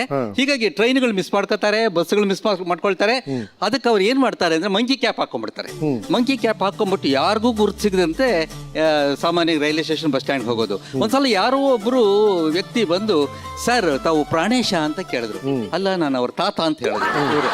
ಹೌದಾ ಸರ್, 1 kg ಆ್ಯಪಲ್ ತಿಂದಿದ್ದೆ, ಅವ್ರು ಕೊಡಬೇಕಾಗಿತ್ತು ಅಂದರು. ತಕ್ಷಣ ಕ್ಯಾಪ್ ತೆಗೆದು ನಾನೇ ಅದು ಕೊಡಿ ಮತ್ತೆ ಅಂತ ತಗೊಂಡು ಇದೊಂದು ಆಯ್ತಲ್ಲ. ಆಮೇಲೆ ಇವರ ಹೋಟೆಲ್ ರೂಮ್ಗೆ ನಾನು ಆಗಾಗ ಹೋಗ್ತೀನಿ. ಇವರು ಹೇಳ್ಕೊಡ್ರೋ ಹೋಟೆಲ್ಗೆ ಬೆಳಗ್ಗೆ 8-8:30 ಹೋದರೆ ಬರೀ ಫೋನುಗಳು. ಆ ಫೋನುಗಳಲ್ಲಿ ಅದು ಏನು ಕತೆ ಹೇಳ್ತಾರೆ ಅಂದರೆ, ಅವರು ಹೇಗೆ ಕೇಳ್ತಾರೆ ಅನ್ನೋದೇ ಆಶ್ಚರ್ಯ. ಇವ್ರೇನು ಮಾಡ್ತಾರೆ, ಫೋನಲ್ಲಿ ಇಟ್ಬಿಟ್ಟು ಸ್ಪೀಕರ್ ಆನ್ ಮಾಡಿಬಿಟ್ಟು ಮನೆ ರೂಮೆಲ್ಲ ಸುತ್ತಾಡ್ಕೊಂಡು ಇವ್ರ ಕೆಲಸ ಅವ್ರು ಮಾಡ್ಕೊಳ್ತಾರೆ. ಮಧ್ಯದಲ್ಲಿ ಹ್ಞೂ ಅಂತಿರ್ಬೇಕು. ಆ ಕಡೆಯಿಂದ ಅವ್ರ ಕತೆ ಹೇಳ್ತಾ ಇರ್ತಾರೆ. ಆಮೇಲೆ ಸ್ನಾನಕ್ಕೆ ಹೋಗ್ಬೇಕಾಗಿ ಬಂತಿವ್ರು ನನಗೆ ಸನ್ನೆ ಮಾಡಿಬಿಟ್ಟು, ನೀವು ಹ್ಞೂ ನಾನು ಸ್ನಾನ ಮಾಡ್ಕೊಂಡು ಬರ್ತೀನಿ. ಸರಿ, ನಾನು ಮೈಕ್ ಮುಂದೆ, ಆ ಕಡೆಯವ್ರಿಗೆ ಗೊತ್ತಿಲ್ಲ, ಅವರು ಏನೇನೋ ಕತೆ ಹೇಳ್ತಾ ಇದ್ದಾರೆ. ಹ್ಞೂ ಅಂತಂದೆ. ಕಡೆಯಲ್ಲಿ ಏನಾಯ್ತು ಅಂದರೆ, ನಿಮ್ಮ ಆಕೆ ಹೆಂಗಿದ್ದಾರೆ, ಅವ್ರಿಗೇನು 3 ತಿಂಗಳಾಗಿತ್ತಲ್ಲ ಅಂತ ನಾನು ಕೇಳಬೇಕು. ಕಷ್ಟ ಆಗಿ ಹಲೋ ಅಂತ ಹೇಳಿ ಆಫ್ ಮಾಡಿಬಿಟ್ಟೆ ಫೋನು. ಹೀಗೆ ಅವ್ರಿಗಿರೋ ಪೇಷನ್ಸ್ ಮಾತ್ರ ಅತ್ಯದ್ಭುತವಾದ. ನಿಜವಾಗ್ಲೂ ಒಂದು ಪಾಪ್ಯುಲಾರಿಟಿ ಬಂದ ಮೇಲೆ ತುಂಬಾನೇ ಕಷ್ಟ ಜನಗಳನ್ನ ಸುಧಾರಿಸೋದು. ಅದನ್ನ ಅವ್ರು ನೋಡಿ ನಾವು ಕಲಿಬೇಕು. ಅರ್ಟೆಗೆ ಬಂದಾಗ ಪ್ರಾಣೇಶ್ ಹೇಳ್ತಿರೋ, ರಿಚರ್ಡ್ ಇದು ನನ್ನ ಕಷ್ಟ ಅನಿಸುತ್ತೆ. ಯಾಕಂತಂದರೆ ಪ್ರಿಪ್ರೇಷನ್ ಇಲ್ಲ, ಸಬ್ಜೆಕ್ಟ್ ಏನು ಅಂತ ಗೊತ್ತಿಲ್ಲ, ಅಲ್ಲಿ ಡಿಸೈಡ್ ಆಗುತ್ತೆ ಏನು ಮಾತಾಡೋದು. ಅಯ್ಯೋ ಬಿಡಿ ಸರ್, ಅದೇನು ನಿಮಗೆ ಮ್ಯಾನೇಜ್ ಮಾಡ್ಬೋದು. ಹೇಗೆ ಅಂತಂದರೆ, ಇದು ನಾವೆಲ್ಲ ಸ್ಕೂಲಲ್ಲಿ ಇರ್ಬೇಕಾದ್ರೆ ನಮಗೆ ತೆಂಗಿನ ಮರ ಅಂತ ಕಾಂಪೋಸಿಷನ್ ಕೊಡೋರು, ಎಸ್ಸೆ. ಎಲ್ಲರೂ ಚೆನ್ನಾಗಿ ಬರೀತಾರೆ. ಯಾಕಂದ್ರೆ ನಮ್ಮ ಅಪ್ಪನಿಗೂ ಅದೇ ಕೊಟ್ಟಿದ್ರು, ನಮ್ಮ ಅಜ್ಜನಿಗೂ ಅದೇ ಕೊಟ್ಟಿದ್ರು. Same ready. ಅಪ್ಪನ ಕೇಳಿದ್ರೆ 4 ಪಾಯಿಂಟ್ ಕೊಡ್ತಾನೆ, ಅಜ್ಜ 4 ಕೊಡ್ತಾನೆ. ಆದರೆ ನಮ್ಮ ಅದೃಷ್ಟಕ್ಕೆ ಆ ವರ್ಷ ಯಾವನೋ ಹೊಸ ಮೇಷ್ಟ್ರು ಕುದುರೆ ಅಂತ ಕೊಟ್ಟುಬಿಟ್ಟು ಅರ್ಧ ಗಂಟೆಯಲ್ಲಿ ಇಡೀ ಹಾಲ್ ಖಾಲಿ. ಒಬ್ಬ ಶಾಸ್ತ್ರಿ ಅಂತ ಸಿಕ್ಕಾಬಿಟ್ಟೆ ಬರಿತಾ ಇದ್ದ. ಇದನ್ನ ಹೇಳಿದಾರ ಇವರು? ಇಲ್ಲ. ಯಾಕಂದ್ರೆ ನೀವು ತಲೆ ಅಲ್ಲಾಡ್ಸೋದು ನೋಡಿದ್ರೆ ಕೇಳ್ದಂಗಿತ್ತಲ್ಲ ಇರ್ಬೋದು. ಒಬ್ಬ ಮಾತ್ರ ಪೇಜ್ ಗಟ್ಟಲೆ ಬರೀತಿದ್ದ. ಈ ಹೊರಗೆ ಬಂದು ಕೇಳಿದ್ರು ಏನೋ ಬರ್ದೆ ಕುದುರೆ ಬಗ್ಗೆ ಅಂತ. ಏನಿಲ್ಲ, ಕುದುರೆ 4 ಕಾಲಿರುತ್ತೆ, ಅದೆಲ್ಲ ನಾವು ಬರ್ತೀವಪ್ಪ. ಅಷ್ಟು ಪೇಜ್ ಏನು ಬರ್ದೆ ಅಂತೆ. ಅದೇ ಕುದುರೆ ಒಂದು ಪ್ರಾಣಿ, ಚೆನ್ನಾಗಿ ಓಡುತ್ತೆ, ಆದರೆ ಕಟ್ಟಿ ಹಾಕದಿದ್ದರೆ ಓಡಿ ಹೋಗುತ್ತೆ. ಆದ್ರಿಂದ ಕುದುರೆ ಒಂದು ತೆಂಗಿನ ಮರಕ್ಕೆ ಕಟ್ಟಿ, ತೆಂಗಿನ ಮರ ಕಾಯಿ ಕೊಡುತ್ತೆ, ಗರಿ ಕೊಡುತ್ತೆ, ಏನು ಓದ್ಕೊಂಡಿದ್ದಲ್ಲ ಅದನ್ನು ಬರ್ಕೊಂಡು ಹೋಗ್ಬಿಡೋದು. ನಾನು ಪ್ರಾಣೇಶ್ ಹೇಳಿದೆ, ನಿಮ್ಮ ಹತ್ರ ಸಾಕಷ್ಟು ಜೋಕ್ ಇದೆ, ನಾವು ಏನು ಹೇಳ್ತೀವಿ ಆ ಕುದುರೆ ನೀವು ತೆಂಗಿನ ಮರಕ್ಕೆ ಕಟ್ಕೊಂಡು ಹಂಗೆ ಮ್ಯಾನೇಜ್ ಮಾಡಿಬಿಡಿ.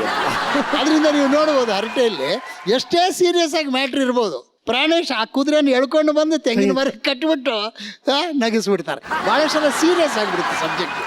ಇನ್ನೊಂದು ಬರೀ ಆ ಥರ ತೆಂಗಿನ ಮರಕ್ಕೆ ಕಟ್ಟರೆ ಸಾಲದು, ಸ್ವಲ್ಪ ಲೈವ್ಲಿ ಆಗಿರಬೇಕು ಅಂತ ನಾವು ಇಂದುಮತಿ ಸಾಲಿಮಠ ಅವ್ರು ಸೇರಿಸ್ಕೊಂಡಿದ್ವಿ ಹರಟೆಯಲ್ಲಿ. ಅವ್ರಿಗೇನಿಲ್ಲ ಅಂದರೆ ಅದಕ್ಕೊಂದು ಹಾಡು ಆಡ್ತಾರೆ, ಇದಕ್ಕೆ ಒಂದು ಹಾಡು. ಇದು ಸಾಧಾರಣ ಕುರ್ಚಿ ಅಲ್ಲ, ಬಹಳ ಭವ್ಯವಾದ ಅರ್ಥಪೂರ್ಣವಾದ ಕುರ್ಚಿ. ಈ ಒಂದು ಚೇರ್ ಮೇಲೆ ಸಾಕಷ್ಟು ಜನ ಸಾಧಕರು, ಕಲಾವಿದರು, ಸಂಗೀತಗಾರರು, ಗಾಯಕರು ಬಂದಾರ್ರಿ. ಅವರೆಲ್ಲರ ಜೀವನದ ಹಿಂದಿರುವಂಥ ನೋವು, ಕಷ್ಟ, ದುಃಖ ನೋಡಿ ನಮ್ಮ ದುಃಖ ಎಷ್ಟು ಸಣ್ಣದಪ್ಪ ಅಂತ ಹೌದ್ರಿ. ಅದಕ್ಕೆ ಬಹಳ ಖುಷಿ. ನಮ್ಮಂಥ ನೂರಾರು ಕಲಾವಿದರಿಗೆ ಸ್ಫೂರ್ತಿಯಾಗಿದ್ದಂಥ ಪ್ರಾಣೇಶ್ ನಿಮ್ಮ ಮುಂದೆ, ಇಡೀ ಕನ್ನಡಿಗರ ಮುಂದೆ ಬಂದು ಈ ಕುರ್ಚಿ ಮೇಲೆ ಬಂದು ಕೂತಿದ್ದು ನಮ್ಮ ಭಾಗ್ಯ. ನಾವೆಲ್ಲ ಅವರು ಹೊಟ್ಟೆಗದಿವ ತನಗಿಲ್ರಿ, ಯಾಕಂದ್ರೆ ರಿಚರ್ಡ್ ಲೂಯಿಸ್ ರಂಗ ನಮ್ಮಂಗೆ ಹೊಟ್ಟಿಲ್ಲ, ಅವ್ರ ತಲೆಯೊಳಗ ಮಾತಿನೊಳಗೆ ನಾವು ಬಂದ್ವಿ ಅನ್ನುವಂಥ ಒಂದು ಹಾಸ್ಯ.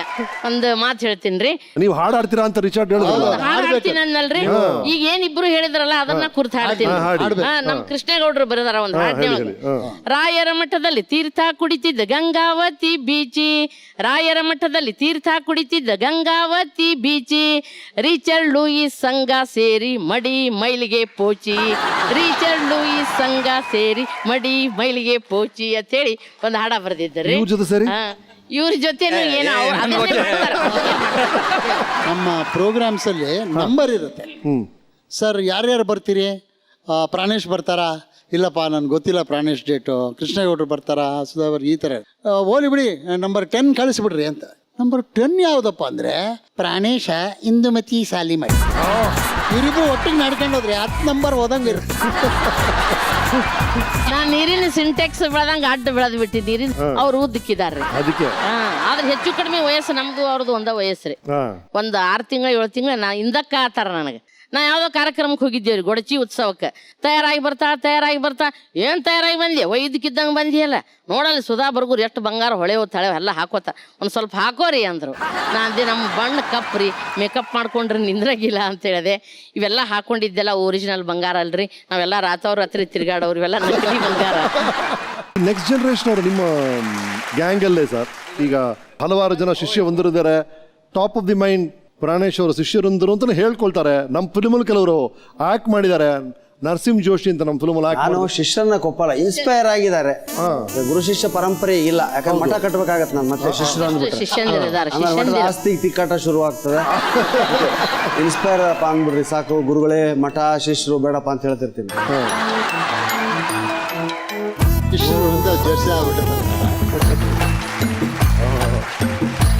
ಇವೆಲ್ಲ ಶಿಷ್ಯ ಎಲ್ಲ ಮಿಕ್ಸ್. Thank you all. ಲಾಲ್ ಬಾಗಿಗೆ ಸಸ್ಯ ಕಾಶಿ ಅಂತಾರೆ, ಆದ್ರೆ ಇವತ್ತಿನ ಜಿ ಕನ್ನಡದ ಈ ವೀಕೆಂಡ್ ವಿತ್ ರಮೇಶ್ ವೇದಿಕೆಯನ್ನ ನಗೆ ಕಾಶಿ ಅಥವಾ ಹಾಸ್ಯ ಕಾಶಿ ಅಂತ. ಸುಮ್ಮನೆ ಖುಷಿ ಆಗ್ತದೆ ಸರ್. ಅವರಲ್ಲಿ ಬಹಳ ದೊಡ್ಡ ಗುಣ ಇದೆ ಸರ್. ಒಂದ್ಸಾರಿ ಒಂದು ಘಟನೆ ಹೇಳಕ್ ಇಷ್ಟಪಡ್ತೀನಿ ನಾನು. ಧಾರವಾಡದಲ್ಲಿ ನಮಗೊಂದು ಸನ್ಮಾನ ಆಯ್ತು. ಅದು ಒಂದು ಒಳ್ಳೆ ಶಾಲೆ ಇತ್ತು, ಹಣ್ಣಿನ ಪುಟ್ಟಿ ಇತ್ತು. ಇದ್ದಾಗ ಅವ್ರಿಗೆ ಸನ್ಮಾನ ಆಯ್ತು, ಬಿಟ್ಟು ಹೋಗ್ಬಿಟ್ಟೆ ನಾವು. ಆರ್ಗನೈಸರ್ ಫೋನ್ ಮಾಡಿದೆ, ಶಾಲು ಹಣ್ಣಿನ ಪುಟ್ಟಿ ಕೊಟ್ಟಿಲ್ಲ ಸರ್ ನಮ್ಗೆ ಅಂದೆ. ಅಂದ ತಕ್ಷಣ ಸರ್ ನೀವು ಎಲ್ಲಿದ್ದೀರಿ ಅಲ್ಲೇ ತರ್ತಾ ಇದ್ದೀನಿ ಅಂತಂದ್ರು. 4 ಕಿಲೋಮೀಟರ್ ಹೋಗಿದ್ವಿ ನಾವು. ಅವ್ರು ವಾಪಸ್ ತಂದು ಕೊಟ್ರು. ಅಣ್ಣವರ ಹತ್ರ ಒಬ್ಬ ರೈತ ಹೊಲದಲ್ಲಿ ಕೆಲಸ ಮಾಡ್ತಿದ್ದೆ ಸರ್. ಯಾರು ನಿರ್ಜನವಾಗಿರ್ತಕ್ಕಂಥ ಪ್ರದೇಶದಲ್ಲಿ ಒಬ್ಬ ರೈತ ಹೊಲದಲ್ಲಿ ಕೆಲಸ ಮಾಡ್ತಾರೆ ಅಂದ್ರೆ ನಿಜವಾದ ಭಗವಂತ ಅವನೇ ಅಂತ ಹೇಳಿ ಅವ್ರಿಗೆ ಶಾಲು ಹಚ್ಚಿ ಹಣ್ಣಿನ ಪುಟ್ಟಿ ಕೊಟ್ಟರು. ಆ ಒಬ್ಬ ರೈತ ಭಾಳ ಚಂದ ಹಿಡ್ದ, ದೊಡ್ಡ ಮನುಷ್ಯ ಇದ್ದಪ್ಪ ನೀನು, ಅದಕ್ಕೆ ನೀನು ದೊಡ್ಡ ಎತ್ತರಕ್ಕೆ ಬೆಳೆದಿದ್ದಿ, ನನ್ನ ಮಗ ಟಿವಿಯಾಗಿ ತೋರಿಸಿದ ನಾನು ನೀವು ಬಂದಾಗ ಅಂತ ಹೇಳಿ ಭಾಳ ಇದು ಮಾಡಿದ್ರು. ಭಾಳ ಸಂತೋಷಪಟ್ಟು. ಲಾವ್ಲಿ. ನನಗೆ? ಖುಷಿ ಆಗ್ತದೆ ಸರ್. ಅವರಲ್ಲಿ ಬಹಳ ದೊಡ್ಡ ಗುಣ ಇದೆ ಸರ್. ಒಂದ್ಸಾರಿ ಒಂದು ಘಟನೆ ಹೇಳಕ್ ಇಷ್ಟಪಡ್ತೀನಿ ನಾನು. ಧಾರವಾಡದಲ್ಲಿ ನಮಗೊಂದು ಸನ್ಮಾನ ಆಯ್ತು. ಅದು ಒಂದು ಒಳ್ಳೆ ಶಾಲೆ ಇತ್ತು, ಹಣ್ಣಿನ ಪುಟ್ಟಿ ಇತ್ತು. ಇದ್ದಾಗ ಅವ್ರಿಗೆ ಸನ್ಮಾನ ಆಯ್ತು, ಬಿಟ್ಟು ಹೋಗ್ಬಿಟ್ಟೆ ನಾವು. ನಾನು ಪ್ರಾಣೇಶ್ವರಿಗೆ ಫಸ್ಟ್ ನೋಡಿದ್ದು ಯಾದಗಿರಿ ಜಿಲ್ಲೆ ಸೈದಾಪುರದಲ್ಲಿ ಕಾರ್ಯಕ್ರಮಕ್ಕೆ. ಅವ್ರ ಕಾರ್ಯಕ್ರಮ ನೋಡಿ ನಾನು ಇನ್ಸ್ಪೈರ್ ಆಗಿ ಈ ಹಾಸ್ಯ ಸಂಜೆಗಳಿಗೆ ಬಂದೆ ಸರ್. ಅವ್ರ ಜೊತೆ ಸುಮಾರು ಒಂದು 12 ವರ್ಷದಿಂದ ಇದ್ದೀನಿ. ಅವರ ಗುಣವನ್ನು ಅರ್ಥ ಮಾಡ್ಕೊಂಡವರು ಅವ್ರ ಜೊತೆಗೆ ಬಾಳ್ತಾರೆ ಸರ್, ಮತ್ತೇನಿಲ್ಲ. ಅವ್ರಿಗೆ ಸಿಟ್ಟು ಜಾಸ್ತಿ, ಅಷ್ಟೇ ಪ್ರೀತಿನೂ ಮಾಡ್ತಾರ, ಸಿಟ್ಟು ಜಾಸ್ತಿ ಮಾಡ್ಕೊಂತಾರೆ.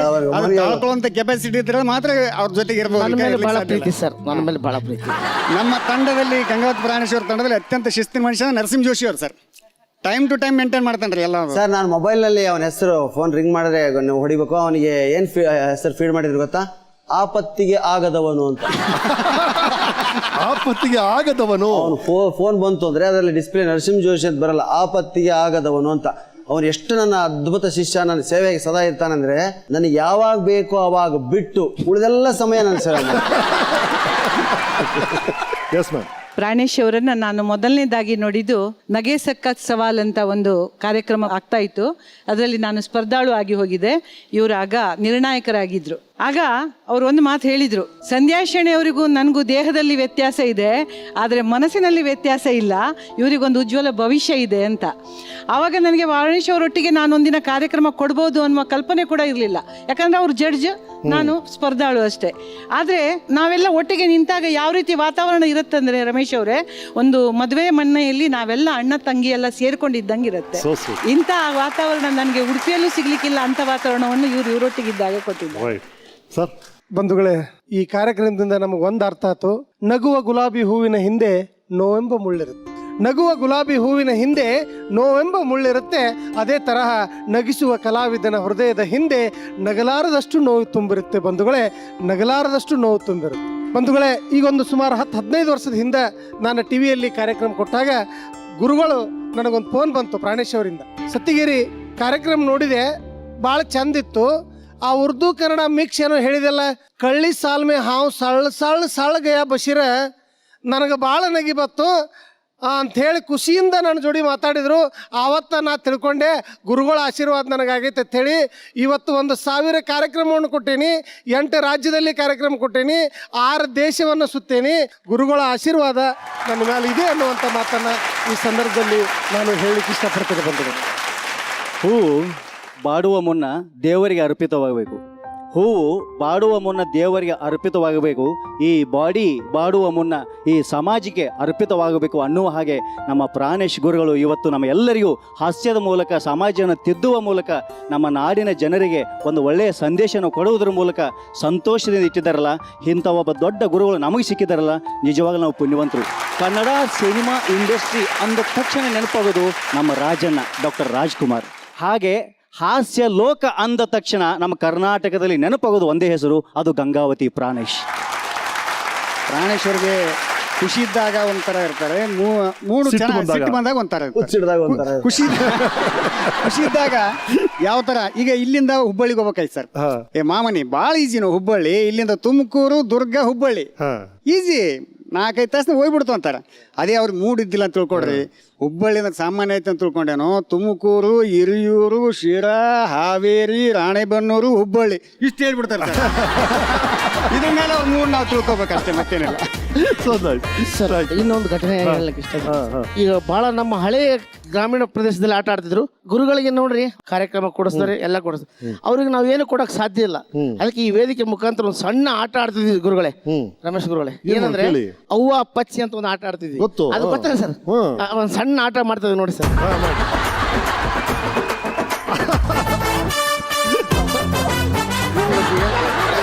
ಅವ್ವ ಅಪ್ಪಾಜಿ ಸರ್, ಗುರುದಕ್ಷಿಣೆ ಅಂದ್ರೆ ಇದು.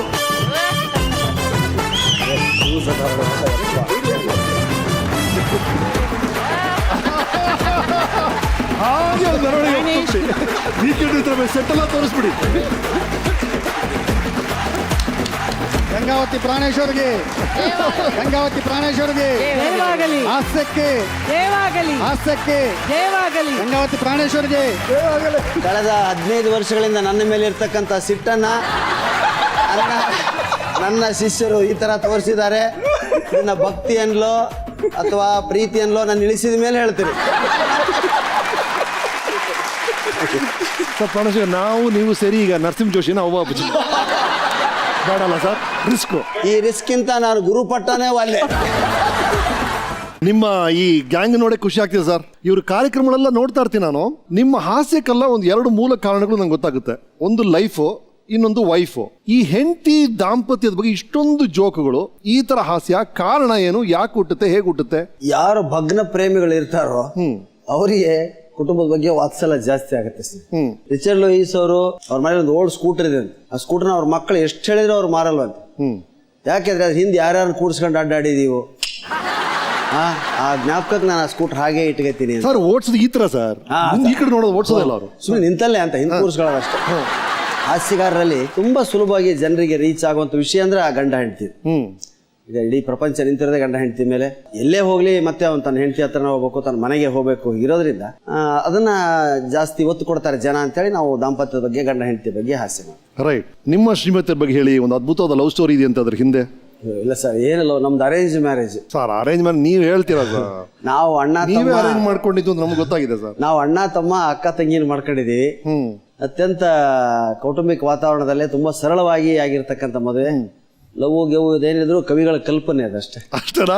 ಟೆಂಟ್ ಪ್ರೂವ್ ಮಾಡುತ್ತೆ ಸರ್. ನೋಡಿ ಏನ್ರಿ, ನಿಮ್ಮ ಅಣ್ಣಗ ಅಕ್ಕನ ತಗೊಲಕ್ ಬಂದಾಗ ನಮ್ಮ ಮನೆಗೆ ನನ್ ನೋಡಿದ್ರಿ, ಸರಿಗೆ ಒಳಗ ಲವ್ ಆಗ್ಯದ ನನ್ನ ಮೇಲೆ. ನಿಮ್ಮ ಮನೆಯಲ್ಲಿ ಹೇಳ್ಕೊಂಡಿರಿ ನಿಮ್ಮ ಅಣ್ಣ ಅವ್ರ ಮುಂದೆ. 2-3 ವರ್ಷದ ನಂತರ ಮತ್ತೆ ನನ್ನ ಮಾಡ್ಕೋಬೇಕಂತ ನಿಮ್ಮ ಅಣ್ಣವರು ನನಗೆ ಕೇಳಕ್ ಬಂದ್ರು. ನನ್ನ ಕೇಳ್ತಾರೆ ನಮ್ಮ ತಂದೆ, ಏನಮ್ಮ ನಿನ್ಗೆ ಒಪ್ಪಿಗೆನ ಏನ ಅಂತ ಕೇಳ್ತಾರೆ. ಅಪ್ಪ ಅವರು ಹೈಟ್ಗೆ ಹಾಕ್ತಾರಪ್ಪ, ನಾನು ಕುಳ್ಳಿಗೆ ಹಾಕ್ತೀನಿ, ಮ್ಯಾಚ್ ಆಗಲ್ಲ. ನೀನು ದಪ್ಪಿದ್ದಿ, ತೆಳ್ಳಗಾದೆ ಅಂದ್ರೆ ಹೈಟ್ ಸರಿ ಹೋಗ್ತದೆ ಹೇಳಿ, ಏನು ಯೋಚನೆ ಮಾಡಬೇಡ ಅಂತ ಅಂತಾರೆ. ಸರಿ ಬಿಡು ಅಂತಂದು ಲಗ್ನನೇ ಆಗಿ ಹೋಗ್ಬಿಡ್ತದ್ರಿ.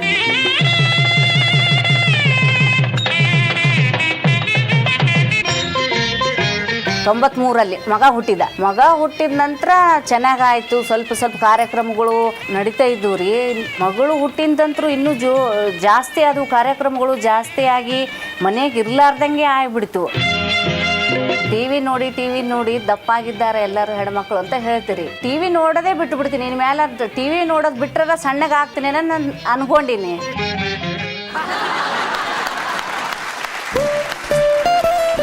ಸ್ವಾಗತಿಸಿ ಶ್ರೀಮತಿ ಪ್ರಾಣೇಶ್ ಅವರು ಬಂದಿದ್ದಾರೆ.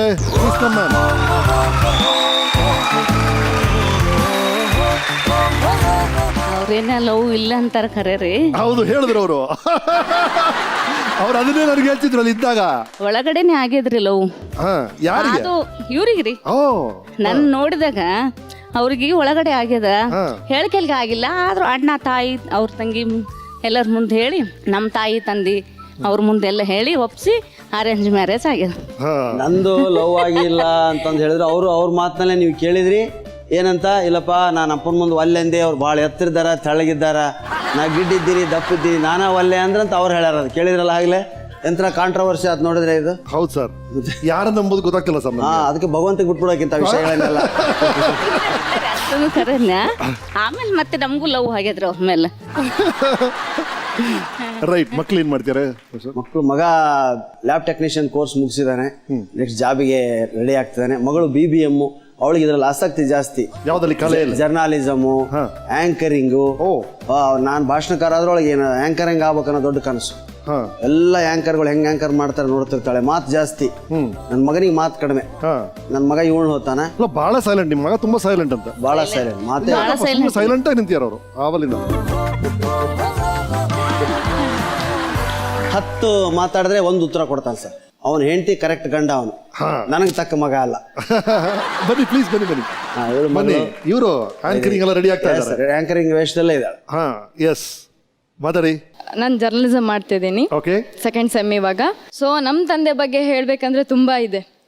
ಇಡೀ ಜನತೆ ಕಾಡೋದೇನಂದ್ರೆ ಇಷ್ಟು ನಗಸ್ತಾರ, ಮನೆಯಲ್ಲಿ ಹೆಂಗಿರ್ತಾರೆ ಅಂತ. ಹೌದಾ? ತುಂಬಾ ಗಂಭೀರ ಸರ್.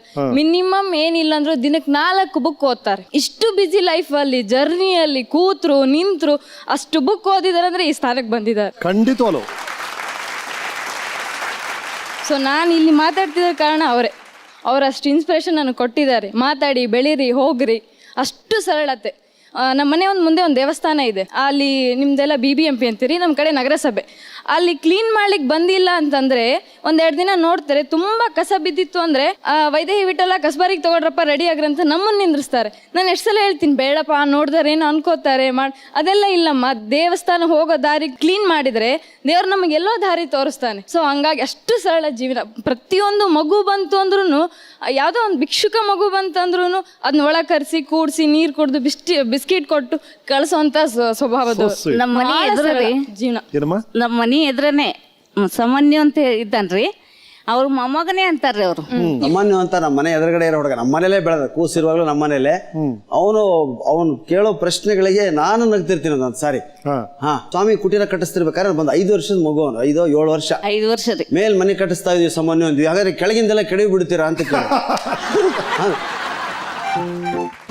Very good. ಬಾರಜ ಸರ್ ವಿಜಿತ್ ನನ್ ಕರೆಸಿ. ನಮ್ಮ ನಾದ್ನಿ ಮೊಮ್ಮಗ ರೀ ವಿಜಿತ್. ಎಲ್ಲಿದ್ದಾರೆ ಬರಕ್ ಹೇಳಿ ಸರ್. ಇವನು ವಿಜಿತ್ ಅಂತ ಹೆಂಗ್ ಬರ್ತಾರೆ ನೋಡಿ ಸರ್, ಎಂಟ್ರಿನೇ ಫುಲ್ ಕುಡಿದು ಬಂದಿದ್ದಾನೆ ಅನ್ನೋ ಥರ ಇದ್ದಾನೆ. ನಿದ್ದೆ ಮಾಡ್ತಿದ್ದೀನೋ? ಇವ್ರ ಹೆಸರೇನು?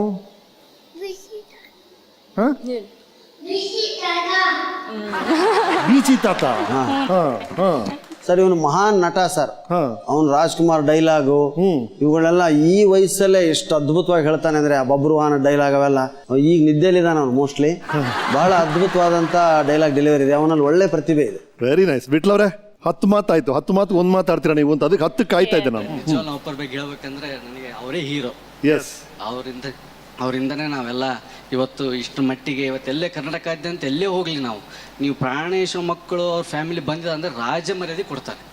ಅಷ್ಟರ ಮಟ್ಟಿಗೆ ಇವತ್ತು ನಮ್ಮ ಅಪ್ಪಾಜಿ ಮಟ್ಟಕ್ಕೆ ಬೆಳೆದಿದ್ದಾರೆ. ಬಹಳ ಹೆಮ್ಮೆ ಆಗುತ್ತೆ. ನಾನು ಅದಕ್ಕೆ ಅವ್ನಿಗೆ ಹೇಳ್ತೇನೆ, ರಾಜ ಮರ್ಯಾದೆ ಕೊಡ್ತಾರಲ್ಲ, ನೀನು ಕಳ್ಳನ ಥರ ಹೋಗ್ಬೇಡ ಅಂತ ಹೇಳ್ತೇನೆ. ಕರೆಕ್ಟ್, ನೀನು ಯುವರಾಜನ ಥರನೇ ಹೋಗು ಅಂತ ಹೇಳ್ತಿರ್ತೀನಿ. Right. Thank you all, thank you very much ರೀ. ನಮಸ್ಕಾರಮ್ಮ, ಬನ್ನಿ. ಬಹುಶಃ ಈ ಜಿ ಕನ್ನಡ ಇಡೀ ನನ್ನ ಕುಟುಂಬವನ್ನೇ ನನಗೆ ತಿಳಿಯದಂತೆ ಬೆಂಗಳೂರಿನಲ್ಲಿ ಸೇರಿಸಿದ್ದು ಬಹುಶಃ ಇದೊಂದು ರೆಕಾರ್ಡ್ ಅಲ್ವಾ, ಜಾಗತಿಕ ದಾಖಲೆ. ಯಾಕೆ ನಮ್ಮಲ್ಲಿ ಗಂಡನ ಕೇಳೋಗ್ಬೇಕು, ತಂದೆ ತಾಯಿನ ಕೇಳೋಗ್ಬೇಕು ಅಂತ ಇರ್ಬೇಕಾದ್ರೆ ನೀವು ಇಷ್ಟೆಲ್ಲ ಒಳಗಡೆ ಭಾನ್ಗಡಿ ಅಂತಾರೆ ನಮ್ಮಲ್ಲಿ, ಇದಕ್ಕೆ ಭಾನ್ಗಡಿ ಮಾಡಿ ಸೇರಿಸಿದ್ರೆ ಗ್ರೇಟ್ ಜಾಬ್. Right sir. ಕಲಾವಿದರಿಗೆ ಪ್ರಶಂಸೆಗಳು ಎಷ್ಟು ಮುಖ್ಯ ಆಗುತ್ತೋ ಅಷ್ಟೇ ಆತ್ಮತೃಪ್ತಿ ಮುಖ್ಯ ಆಗುತ್ತೆ. ನಿಮ್ಮ ಬಗ್ಗೆ ನಮ್ಮ ಗಣ್ಯರು ಏನ್ ಹೇಳಿದ್ದಾರೆ ಕೇಳಿ. ಹಾಯ್ ಪ್ರಾಣೇಶ್. ಪ್ರಾಣೇಶ ನಮಸ್ಕಾರಪ್ಪ. ನಮಸ್ಕಾರ ಅಣ್ಣ. ಹಲೋ ಪ್ರಾಣೇಶ್ ಅಣ್ಣ. ಹಾಸ್ಯ ಮಾಡೋದಕ್ಕೋಸ್ಕರ ಕೆಲವು ಕಲಾವಿದರು ತಿಣುಕ್ತಾರೆ, ಆದ್ರೆ ಪ್ರಾಣೇಶ್ ಬಾಯ್ ಬಿಟ್ರೆ ಸಾಕು ಜನ ಮನಸಾರೆ ನಗ್ತಾರೆ. ಗಂಡ ಆರಿಸಿ ಸೀರೆನ ಎಲ್ಲಾದ್ರೂ ಉಡೋ ಹೆಂಡ್ತೀರಿ ಇದಾರೇನ್ರಿ ಈಗ? ಅಯ್ಯೋ ಅವ್ರಿಗೇನು ಚಾಯ್ಸೇ ಗೊತ್ತಿಲ್ಲ, ಆರ್ಸಕ್ಕೆ ಬರಲ್ಲ. ಸುಮ್ಮನೆ ಅವ್ರ ಎದುರಿಗೆ ಇಸ್ಕೊಂಡಿದ್ದೀನಿ, ಅಂಗಡಿ ಯಾವತ್ತು ಆಮೇಲೆ ಚೇಂಜ್ ಮಾಡ್ಕೊಂಬರ್ತೀನಿ. ಕಳೆದ 1.5 ವರ್ಷದಿಂದ ತಪ್ಪದೆ ನಮ್ಮ ವಿಶ್ವವಾಣಿ ಪತ್ರಿಕೆಗೆ ಕಾಲಮನ್ನು ಬರ್ಕೊಡ್ತಾ ಇದ್ದೀರಿ. ನಿಮ್ಮ ಕಾಲಮು 1 ವಾರ ಬರಲಿಲ್ಲ ಅಂತಂದ್ರೆ ನನ್ನನ್ನು ಗೋಳಾಡಿಸ್ಬಿಡ್ತಾರ್ರಿ. ಯಾವುದೇ ಒಬ್ಬ ವ್ಯಕ್ತಿ ಮುಂದೆ ಬರಬೇಕು ಅಂದರೆ ಅವರಿಗೆಲ್ಲ ಗಾಡ್ ಫಾದರ್ ಅಂತ ಇರ್ತಾರೆ. ಆದರೆ ನಿನ್ನ ವಿಷಯದಲ್ಲಿ ಯಾರೂ ಗಾಡ್ ಫಾದರ್ ಇಲ್ಲ. ನೀನು ಗಟ್ಟಿ ಕಾಳು, ಸ್ವಂತ ಪ್ರತಿಭೆಯಿಂದ ನೀನು ಮುಂದೆ ಬಂದಿದ್ಯಾ, ಇದು ನಮಗೆ ಭಾಳ ಖುಷಿ ಕೊಡುತ್ತೆ. ಗಂಗಾವತಿಗೆ ಏನಾದರೂ ದೊಡ್ಡ ಹೆಸರು ಬಂದಿದ್ರೆ ಅದು ಹಾಸ್ಯ ಚಕ್ರವರ್ತಿ ನಮ್ಮ ಗಂಗಾವತಿ ಪ್ರಾಣೇಶ್ ಅವರಿಂದ ಅನ್ನುವಂಥ ಮಾತನ್ನು ಬಹಳ ಹೆಮ್ಮೆಯಿಂದ ನಾವು ಹೇಳಲೇಬೇಕಾಗ್ತದೆ. ನಿನ್ನ ಹಿತ ಚಿಂತಕರಾದ ನಾವು ಟಿವಿಯಲ್ಲಿ ಯಾವಾಗಲೂ ಬರುತ್ತಿರುವ ನಿನ್ನ ಭಾಷಣಕ್ಕೆ ಆನಂದ ಪಡುತ್ತೇವೆ, ದೂರದಿಂದಲೇ ಸಂತೋಷ ಪಡುತ್ತೇವೆ. ಇಂಥ ಗೆಳೆಯ ನಮಗಿದ್ದಾನಂತ ಹೆಮ್ಮೆ ಪಡುತ್ತೇವೆ. ನನಗೆ ನೀವು ತುಂಬ ಇಷ್ಟ ಆಗೋದು ಅನೇಕ ಬಡತನ, ದಾರಿದ್ರ್ಯ, ಕಷ್ಟ, ನಿರುದ್ಯೋಗ ಇವೆಲ್ಲವುಗಳ ಒತ್ತಡಗಳಲ್ಲಿ ನೀವು ಬೆಳೀತಾ ಬಂದ್ರಿ. ನಿಮ್ಮ ಮಕ್ಕಳಿಗೆ ಹಾಸ್ಯದ ಜೊತೆಗೆ ಕನ್ನಡತನ ಬೆಳೆಸಬೇಕು ಅಂದ್ರೆ ಕನ್ನಡ ಕಾದಂಬರಿಗಳನ್ನು ಓದಿಸಿ ಕನ್ನಡ ಶಾಲೆಗೆ ನಿಮ್ಮ ಮಕ್ಕಳನ್ನ ಕಳಿಸಿ ಅನ್ನೋ ಆ ಕಳಕಳಿ ಇದೆಯಲ್ಲ, ಅದಕ್ಕೋಸ್ಕರ ನಾನೇ ಸ್ವಇಚ್ಛೆಯಿಂದ ಕೇಳಿಕೊಂಡು ಗಂಗಾವತಿ ಪ್ರಾಣೇಶ್ ಬಗ್ಗೆ ಮಾತಾಡೋದಕ್ಕೆ ನನಗೆ 5 ನಿಮಿಷ ಅವಕಾಶ ಕೊಡಿ ಅಂತ ಕೇಳ್ಕೊಂಡು.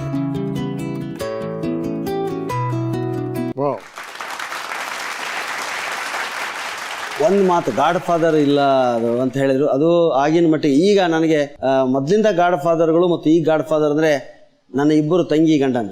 ಒಂದು ನಮ್ಮ ಮಂಜುಳಾನ ಗಂಡ ನರಸಿಂಗರಾವ್ ಕುಲಕರ್ಣಿ, ಅವ್ನು ನನ್ನ ತಮ್ಮನ ಗೆಳೆಯ, ನನ್ನ ಹಿತೈಷಿ. ಇನ್ನೊಂದು ನಮ್ಮ ಪಂಕಜ ಜೋಶಿ ಅವರ husband Uday Joshi, development officer LIC. ಇವ್ರುಗಳೆಲ್ಲ ನನ್ನ ಬದುಕನ್ನು ರೂಪಿಸೋದ್ರಿಂದ ನಾನು ಬರೀ ಹಾಸ್ಯ ಹೇಳ್ಕೊಂಡು ಆರಾಮಾಗಿದ್ದೀನಿ ರಮೇಶ್ ಅವರು. ಇವರೆಲ್ಲ ನನ್ನ ಜೀವನದ ಬಗ್ಗೆ ಯೋಚನೆ ಮಾಡ್ತಾರೆ, ಇಲ್ಲಿ ಇನ್ವೆಸ್ಟ್ ಮಾಡಿ, ಎಲ್ಲ ಹಾಕಿ, ಎಂತಗಳಿ ನಿಮ್ಮ ಜೊತೆ ನಾವಿದ್ದೀವಿ ಅಂತ. ಸೊ ಬಹುಶಃ ಒಬ್ಬ ಕಲಾವಿದಷ್ಟು ಬಂದಮೇಲೆ ಬೈದು ನಮಗೇನು ಅಂತ ಯಾರೂ ಬಿಟ್ಟಿಲ್ಲ. ನಾನು ಎಲ್ಲರೂ ತಮ್ಮವನೇ ಅಂದ್ಕೊಂಡು ಯಾವ ಊರಿಗೆ ಹೋಗಲಿ ತಮ್ಮ ಮನೆಗೆ ಕರೆದು ಗೌರವಿಸಿ ನಾನು ಆಧರಿಸ್ತಿರೋ ಇವರೇ ನನ್ನ ಗಾಡ್ ಫಾದರ್ಗಳು ಅಂತ ನನಗೆ ಈಗ ಅನಿಸ್ತಾ. ಕಳೆದ 1 ಗಂಟೆಯಲ್ಲಿ ನಿಮ್ಮ ಜೀವನ ರಿವೈಂಡ್ ಮಾಡಿ ನಿಮಗೆ ತೋರ್ಸೋಕೆ ಪ್ರಯತ್ನ ಪಟ್ಟಿದ್ದೀವಿ. ಓವರ್ ಆಲ್ ನಿಮ್ಮ ಜೀವನ ಹೇಗಿದೆ ಅಂತ ನಿಮ್ಗೆ ಅನಿಸುತ್ತೆ ಸರ್? ನಾನು ಇಲ್ಲಿ ಹೇಗೆ ಬಂದು ಅಂತಲೇ ನನಗೆ ಗೊತ್ತಾಗ್ತದೆ. ಅದ್ಭುತವಾದಂಥ ತಿರುವನ್ನ ಭಗವಂತ ನನಗೆ ಕೊಟ್ಟ. ನನಗೆ ಯಾಕೆ ಇವತ್ತಿನವರೆಗೂ ನನಗೆ ಅಹಂಕಾರ ಯಾಕೆ ಪಡಬೇಕು ಅನ್ನಿಸ್ತದೆ? ಇದೆಲ್ಲ ಏನು ರಾಜ್ಕುಮಾರ್ ಅವರಂತರು ನಿಮ್ಮಂಥವ್ರದ್ದೆಲ್ಲ ಸಾಧನೆಗಳು ನೋಡಿದ್ರೆ ಎಷ್ಟೆಷ್ಟು ಇವ್ರದೆಲ್ಲ ಹೋರಾಟ ಮಾಡಿ ನಮ್ದು ಏನಪ್ಪ ಮಾಮೂಲು ಸಾಯಂಕಾಲ ಹೋಗ್ತೀವಿ ಯಾವುದಾದ್ರಲ್ಲೂ ಮಾತಾಡ್ತೀವಿ. ನನಗೆ ಯಾವಾಗಲೂ ಒಂದು ಕೊಟೇಶನ್ ಜ್ಞಾಪಕ ಆಗುತ್ತೆ. ಎತ್ತರದಲ್ಲಿದ್ದೇನೆಂದು ಬೀಗ ಬೇಡ, ನಕ್ಷತ್ರಗಳ ಕೆಳಗೊಳ್ಳುವುದನ್ನು ನಾನು ನೋಡಿದ್ದೇನೆ. ನನ್ನಲ್ಲಿ ಆಳವಾದ ಪಾಂಡಿತ್ಯವಿದೆ ಎಂದು ಗರ್ವಿಸಬೇಡ, ಬತ್ತುವ ಸಮುದ್ರವನ್ನು ನೋಡಿದ್ದೇನೆ. ನನ್ನಲ್ಲಿ ಸೌಂದರ್ಯವಿದೆ ಎಂದು ಹಿಗ್ಗಬೇಡ, ಮೋನಾಲಿಸ ಮಣ್ಣಾದದ್ದನ್ನು ನೋಡಿದ್ದೇನೆ. ಎಲ್ಲವನ್ನೂ ಗೆದ್ದೆ ಎಂದು ಅಲೆಕ್ಸಾಂಡರ್ನನ್ನು ನೋಡಬೇಡ, ಕಡೆಗೆ ಅವನು ಏನೂ ಒಯ್ಯುವುದಿಲ್ಲ ಅನ್ನೋದನ್ನು ನಾನು ನೋಡಿದ್ದೇನೆ. ಈ 4 ವಾಕ್ಯಗಳು ಪ್ರತಿಯೊಬ್ಬ ಕಲಾವಿದನ ಜೀವನದಲ್ಲಿ ನಾಣ್ಣುಡಿಯಾದರೆ ಅವನು ಖಂಡಿತ ಮೇಲ್ಬರ್ತಾನೆ. ಇದು ನನ್ನ ಒಟ್ಟು ಜೀವನದ ಒಂದು ಸಾರ ಸರ್ವಸ್ವ. ಇದನ್ನೇ ಎಲ್ರಿಗೂ ಹೇಳೋದು. ನಾನು 3 ಜನ ತಂದೆ ಸ್ಥಾನದಲ್ಲಿಟ್ಟು ಪೂಜಿಸ್ತೀನಿ. ನನ್ನ ಹೆತ್ತ ತಂದೆ ವೆಂಕೋಬಾಚಾರ್, ನನ್ನ ಅನ್ನದಾತ ಬೀಚಿ, ಸ್ಫೂರ್ತಿದಾತ ರಾಜ್ಕುಮಾರ್. ಜನ್ಮ ತಗೊಂಡೆ, ಅನ್ನ ತಿಂದು ದೊಡ್ಡವನಾದೆ, ದೊಡ್ಡವನಾದ್ಮೇಲೆ ಹೇಗಿರ್ಬೇಕು ಅನ್ನೋದಕ್ಕೆ ರಾಜ್ಕುಮಾರ್ ನನ್ನ ಸ್ಫೂರ್ತಿ. ಸೊ ವೆಂಕೋಬಾಚಾರ್, ರಾಯಸ್ವಾಮಿ ಭೀಮಸೇನ್ ರಾವ್, ಡಾಕ್ಟರ್ ರಾಜ್ಕುಮಾರ್, ಈ 3 ಜನರನ್ನ ನಾನು ತಂದೆ ಸ್ಥಾನದಲ್ಲಿಟ್ಟು ಗೌರವಿಸ್ತಾ ಇದ್ದೀನಿ. ಅವರಂತೆ ನಾನು ನಡೆದ್ರೆ, ಅವ್ರ ದಾರಿಯಲ್ಲಿ ನಡೆದ್ರೆ ಸಾಕು ಅನ್ನೋದು ನನ್ನ ಧ್ಯೇಯ. ರೈಟ್, ನೀವೇ ನಮ್ಮ ಮುಂದಿನ ಪ್ರಶ್ನೆಗೆ ಆಗಲೇ ಉತ್ತರ ಹೇಳಿದ್ರಿ. ನಾನು ಕೊನೆದಾಗ ಕೇಳೋದು, ನೀವು ಯಾರಿಗಾರು ಥ್ಯಾಂಕ್ಸ್ ಹೇಳಬೇಕು ಅಂದರೆ, ಯಾರಿಗಾರು ಸಾರಿ ಹೇಳಬೇಕು ಅಂದರೆ, ಏನಾರು ಕನ್ಫೆಸ್ ಮಾಡ್ಕೋಬೇಕು ಅಂತ ನಿಮ್ಗೆ ಅನ್ಸಿದ್ರೆ, ಏನಾರು ಪಾಪಪ್ರಿಗೆ ನಿಮ್ಮನ್ನು ಕಾಡ್ತಿದ್ರೆ ಈ ಕ್ಷಣ ನಿಮ್ಮದು. ಖಂಡಿತ ಸರ್. ಈ ಕಾರ್ಯಕ್ರಮಗಳ ಒಂದು ಜಂಜಾಟದಿಂದ ನಾನು ನಮ್ಮ ಮಹಾಮನಿ ಹೇಳಿದಾಗೆ ಬಹಳ ಶೀಘ್ರ ಕೋಪ, ಸಂಬಂಧಪಡಲಾರ್ದಂಥ ಕಾರ್ಯಕ್ರಮಗಳಿಗೆ ನಮ್ಮನ್ನು ಕರೀತಾರೆ. ಅವಾಗೆಲ್ಲ ನಾನು ಫೋನ್ನಲ್ಲಿ ರೇಗ್ತೀನಿ, ಹಳ್ಳಿಗಳಿಗೆ ಬರಲ್ಲಪ್ಪ ಅಂತೀನಿ. ಅದು ಒಂದೊಂದು ಸಾರಿ ನನಗೆ ಬೇಜಾರಾಗುತ್ತೆ, ಹಂಗೆ ಬೈದ್ಬಿಟ್ನಲ್ಲ ಅವ್ರಿಗೆ ಅಂತ. ಯಾಕಂದ್ರೆ ಅಲ್ಲಿ ಹೋದರೆ ಏನೂ ಅನುಕೂಲ ಇರಲ್ಲ, ಬರಲೇಬೇಕು ಅಂತ ವಶೀಲಿಗಳು ಹಚ್ತಾರೆ. ಹೀಗೆಲ್ಲ ಅವ್ರು ಮಾಡಿದಾಗ ನಾನು ಹೋಗೋಕ್ಕಾಗಲ್ಲ. ತಿಂಗಳಿಗೆ 30 ದಿವಸ ಬ್ಯುಸಿ ಇರ್ತೀನಿ. ನಾನು ಮನೆಗೆ ಹೋಗೋದೇ ಅಪರೂಪ. ನನ್ನ ಮಕ್ಕಳು ಹೆಂಡತಿ ಇಷ್ಟೆಲ್ಲ ನಾನು ಗುರುತಿಡ್ತಾರೆ, ನನ್ನ ಪುಣ್ಯನೇ ಅದು. ಯಾಕಂದ್ರೆ ನಾನು ಮನೇಲೇ ಇರೋದಿಲ್ಲ. ಆದರೂ ಜನ ಇನ್ನೂ ನೀವು ನಮ್ಮ ಊರಿಗೆ ಬರಬೇಕು ಅಂದಾಗ ಒಂದೊಂದು ಸಾರಿ ಆಗಲ್ಲರಪ್ಪ, ತೊಂದರೆ ಕೊಡಬೇಡ್ರಿ, ನಾನು ಒಬ್ಬನೇನಾ, ಇನ್ನೂ ಬೇಕಾದಷ್ಟು ಜನ ಇದ್ದಾರೆ ಅಂತೀಗೆಲ್ಲ ಗದರಿಸಿ ಅವ್ರು ಇಟ್ಟಾಗ, ಏನ್ರಿ ನೀವು ಇಷ್ಟು ಅಸಡ್ಡೆಯಾಗಿ ಮಾತಾಡ್ತೀರಿ ಅಂತೆಲ್ಲ ನೊಂದ್ಕೊಂಡಿರ್ತಾರೆ. ಆ ಟೈಮಿಂದಪ್ಪ ಮೂಡು ಹಾಗಂದಿರ್ತೀನಿ. ದಯವಿಟ್ಟು ಹಳ್ಳಿಗರೆ, ಉತ್ತರ ಕರ್ನಾಟಕದ ಜನರೇ, ನಿಮ್ಗೆ ಡೇಟ್ ಕೊಡೋದಾಗಲಾರ್ದಾಗ ದಯವಿಟ್ಟು ಕ್ಷಮಿಸಿ. ನಿಮ್ಮ ಮೇಲೆ ದ್ವೇಷಕ್ಕೆ ನಾನು ಬಿಡಲ್ಲ, ನನಗೆ ಆವಾಗ ಪುರುಸೊತ್ತಿರಲ್ಲ, ಅದಕ್ಕೆ ಬಿಟ್ಟಿರ್ತೀನಿ ಅಂತ ಹೇಳ್ತಾ, ನಾನು ಇನ್ನೂವರೆಗೂ ಯಾವ್ಯಾವ ಊರುಗಳಿಗೆ ಹೋಗಿಲ್ವೋ ಆ ಊರಿನ ಎಲ್ಲ ನಾಗರಿಕರಲ್ಲಿ ಕ್ಷಮೆ ಕೇಳೋದೆ, ತಪ್ಪೊಪ್ಪಿಗೆಯನ್ನು ಕೇಳೋದು ನಾನು ಈ ಮೂಲಕ ಅವ್ರನ್ನ ಕೇಳೋದಕ್ಕೆ ಇಷ್ಟಪಡ್ತೀನಿ. Right sir, thank you very much. ನಿಮ್ಮೆಲ್ಲರಿಗೂ ಗೊತ್ತಿರೋ ಹಾಗೆ ಈ ಕಾರ್ಯಕ್ರಮದ ಕೊನೆ ಹಂತ ಫ್ಯಾಮಿಲಿ ಫೋಟೋಗೆ ಮುಂಚೆ ನಮ್ಮ ಸ್ಪಾನ್ಸರ್ಸ್ ಕೆಲ ಹುಡುಗರುಗಳನ್ನ ಕಳಿಸಿದ್ದಾರೆ. ಸರ್, ನಮ್ಮ ಫ್ರಾಗ್ರೆನ್ಸ್ ಪಾರ್ಟ್ನ ಫಾಗ್ ಅವರು ಕಳಿಸ್ಕೊಟ್ಟಿದ್ದಾರೆ. ಸ್ಪೆಷಲ್ ಪಾರ್ಟ್ನ ವಾಸು ಅಗರಬತ್ತಿ, ಪ್ರಾಣೇಶ್ ಇದ್ ಕಡೆ ನಗು ಇರಲೇಬೇಕು, ಮನೆ ಅಂದ್ಮೇಲೆ ವಾಸು ಇರಲೇಬೇಕು ಅಂತ ಹೇಳಿ ಕಳಿಸಿದ್ದಾರೆ. GRB ತುಪ್ಪದವರು ಸ್ಪೆಷಲ್ ಗಿಫ್ಟ್ ಆಗಿ ಇದನ್ನು ಕೊಟ್ಟು ಕಳಿಸಿದ್ದಾರೆ. ಹಾಗೂ ನಮ್ಮ ವೀಕೆಂಡ್ ವಿತ್ ರಮೇಶ್ ತಂಡದ ಪರವಾಗಿ ಈ ಗಿಫ್ಟ್ ಹ್ಯಾಂಪರ್ ನಿಮಗೆ. ಕರ್ನಾಟಕ ಕಂಡಿರುವಂತ ಅಪ್ರಮಿತ ಕಲಾವಿದರಾದ ವಿಲಾಸ್ ನಾಯಕ್ ಅವರು ಕಳಿಸಿರುವಂತ ಚಿತ್ರವಿದು. Congratulation sir. ಎಸ್, ನಮ್ಮ ಕುಟುಂಬದವರು ಎಲ್ಲರೂ ಬರಬೇಕು. Thank you.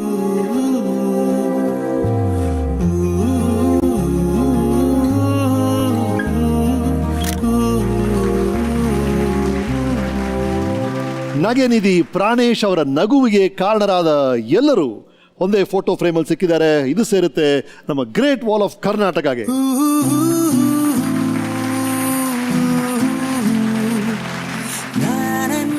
ಸಾಧನೆಗೆ ಸ್ಥಿತಪ್ರಜ್ಞೆ, ಸಮಯ ಪ್ರಜ್ಞೆ ಬಹಳ ಮುಖ್ಯ ಅಂತ ಹಿರಿಯರು ಹೇಳ್ತಾರೆ. ಅದರ ಜೊತೆಗೆ ಹಾಸ್ಯ ಪ್ರಜ್ಞೆಯನ್ನು ಸೇರಿಸ್ಕೊಳ್ಳಿ. ನಗು ನಗುತ್ತಾ ನಲಿ ನಲಿ ಏನೇ ಆಗಲಿ. ದರ್ಶಸ್ Oppo camera phones Weekend with Ramesh Season 3 fragrance partner Fog Perfume Deodorant special partner Close Up associate sponsored Vasu Agarbattis GRB Tuppa Umudi Bangaru Jewelers Walkmate Footwear ಮತ್ತು Protinex.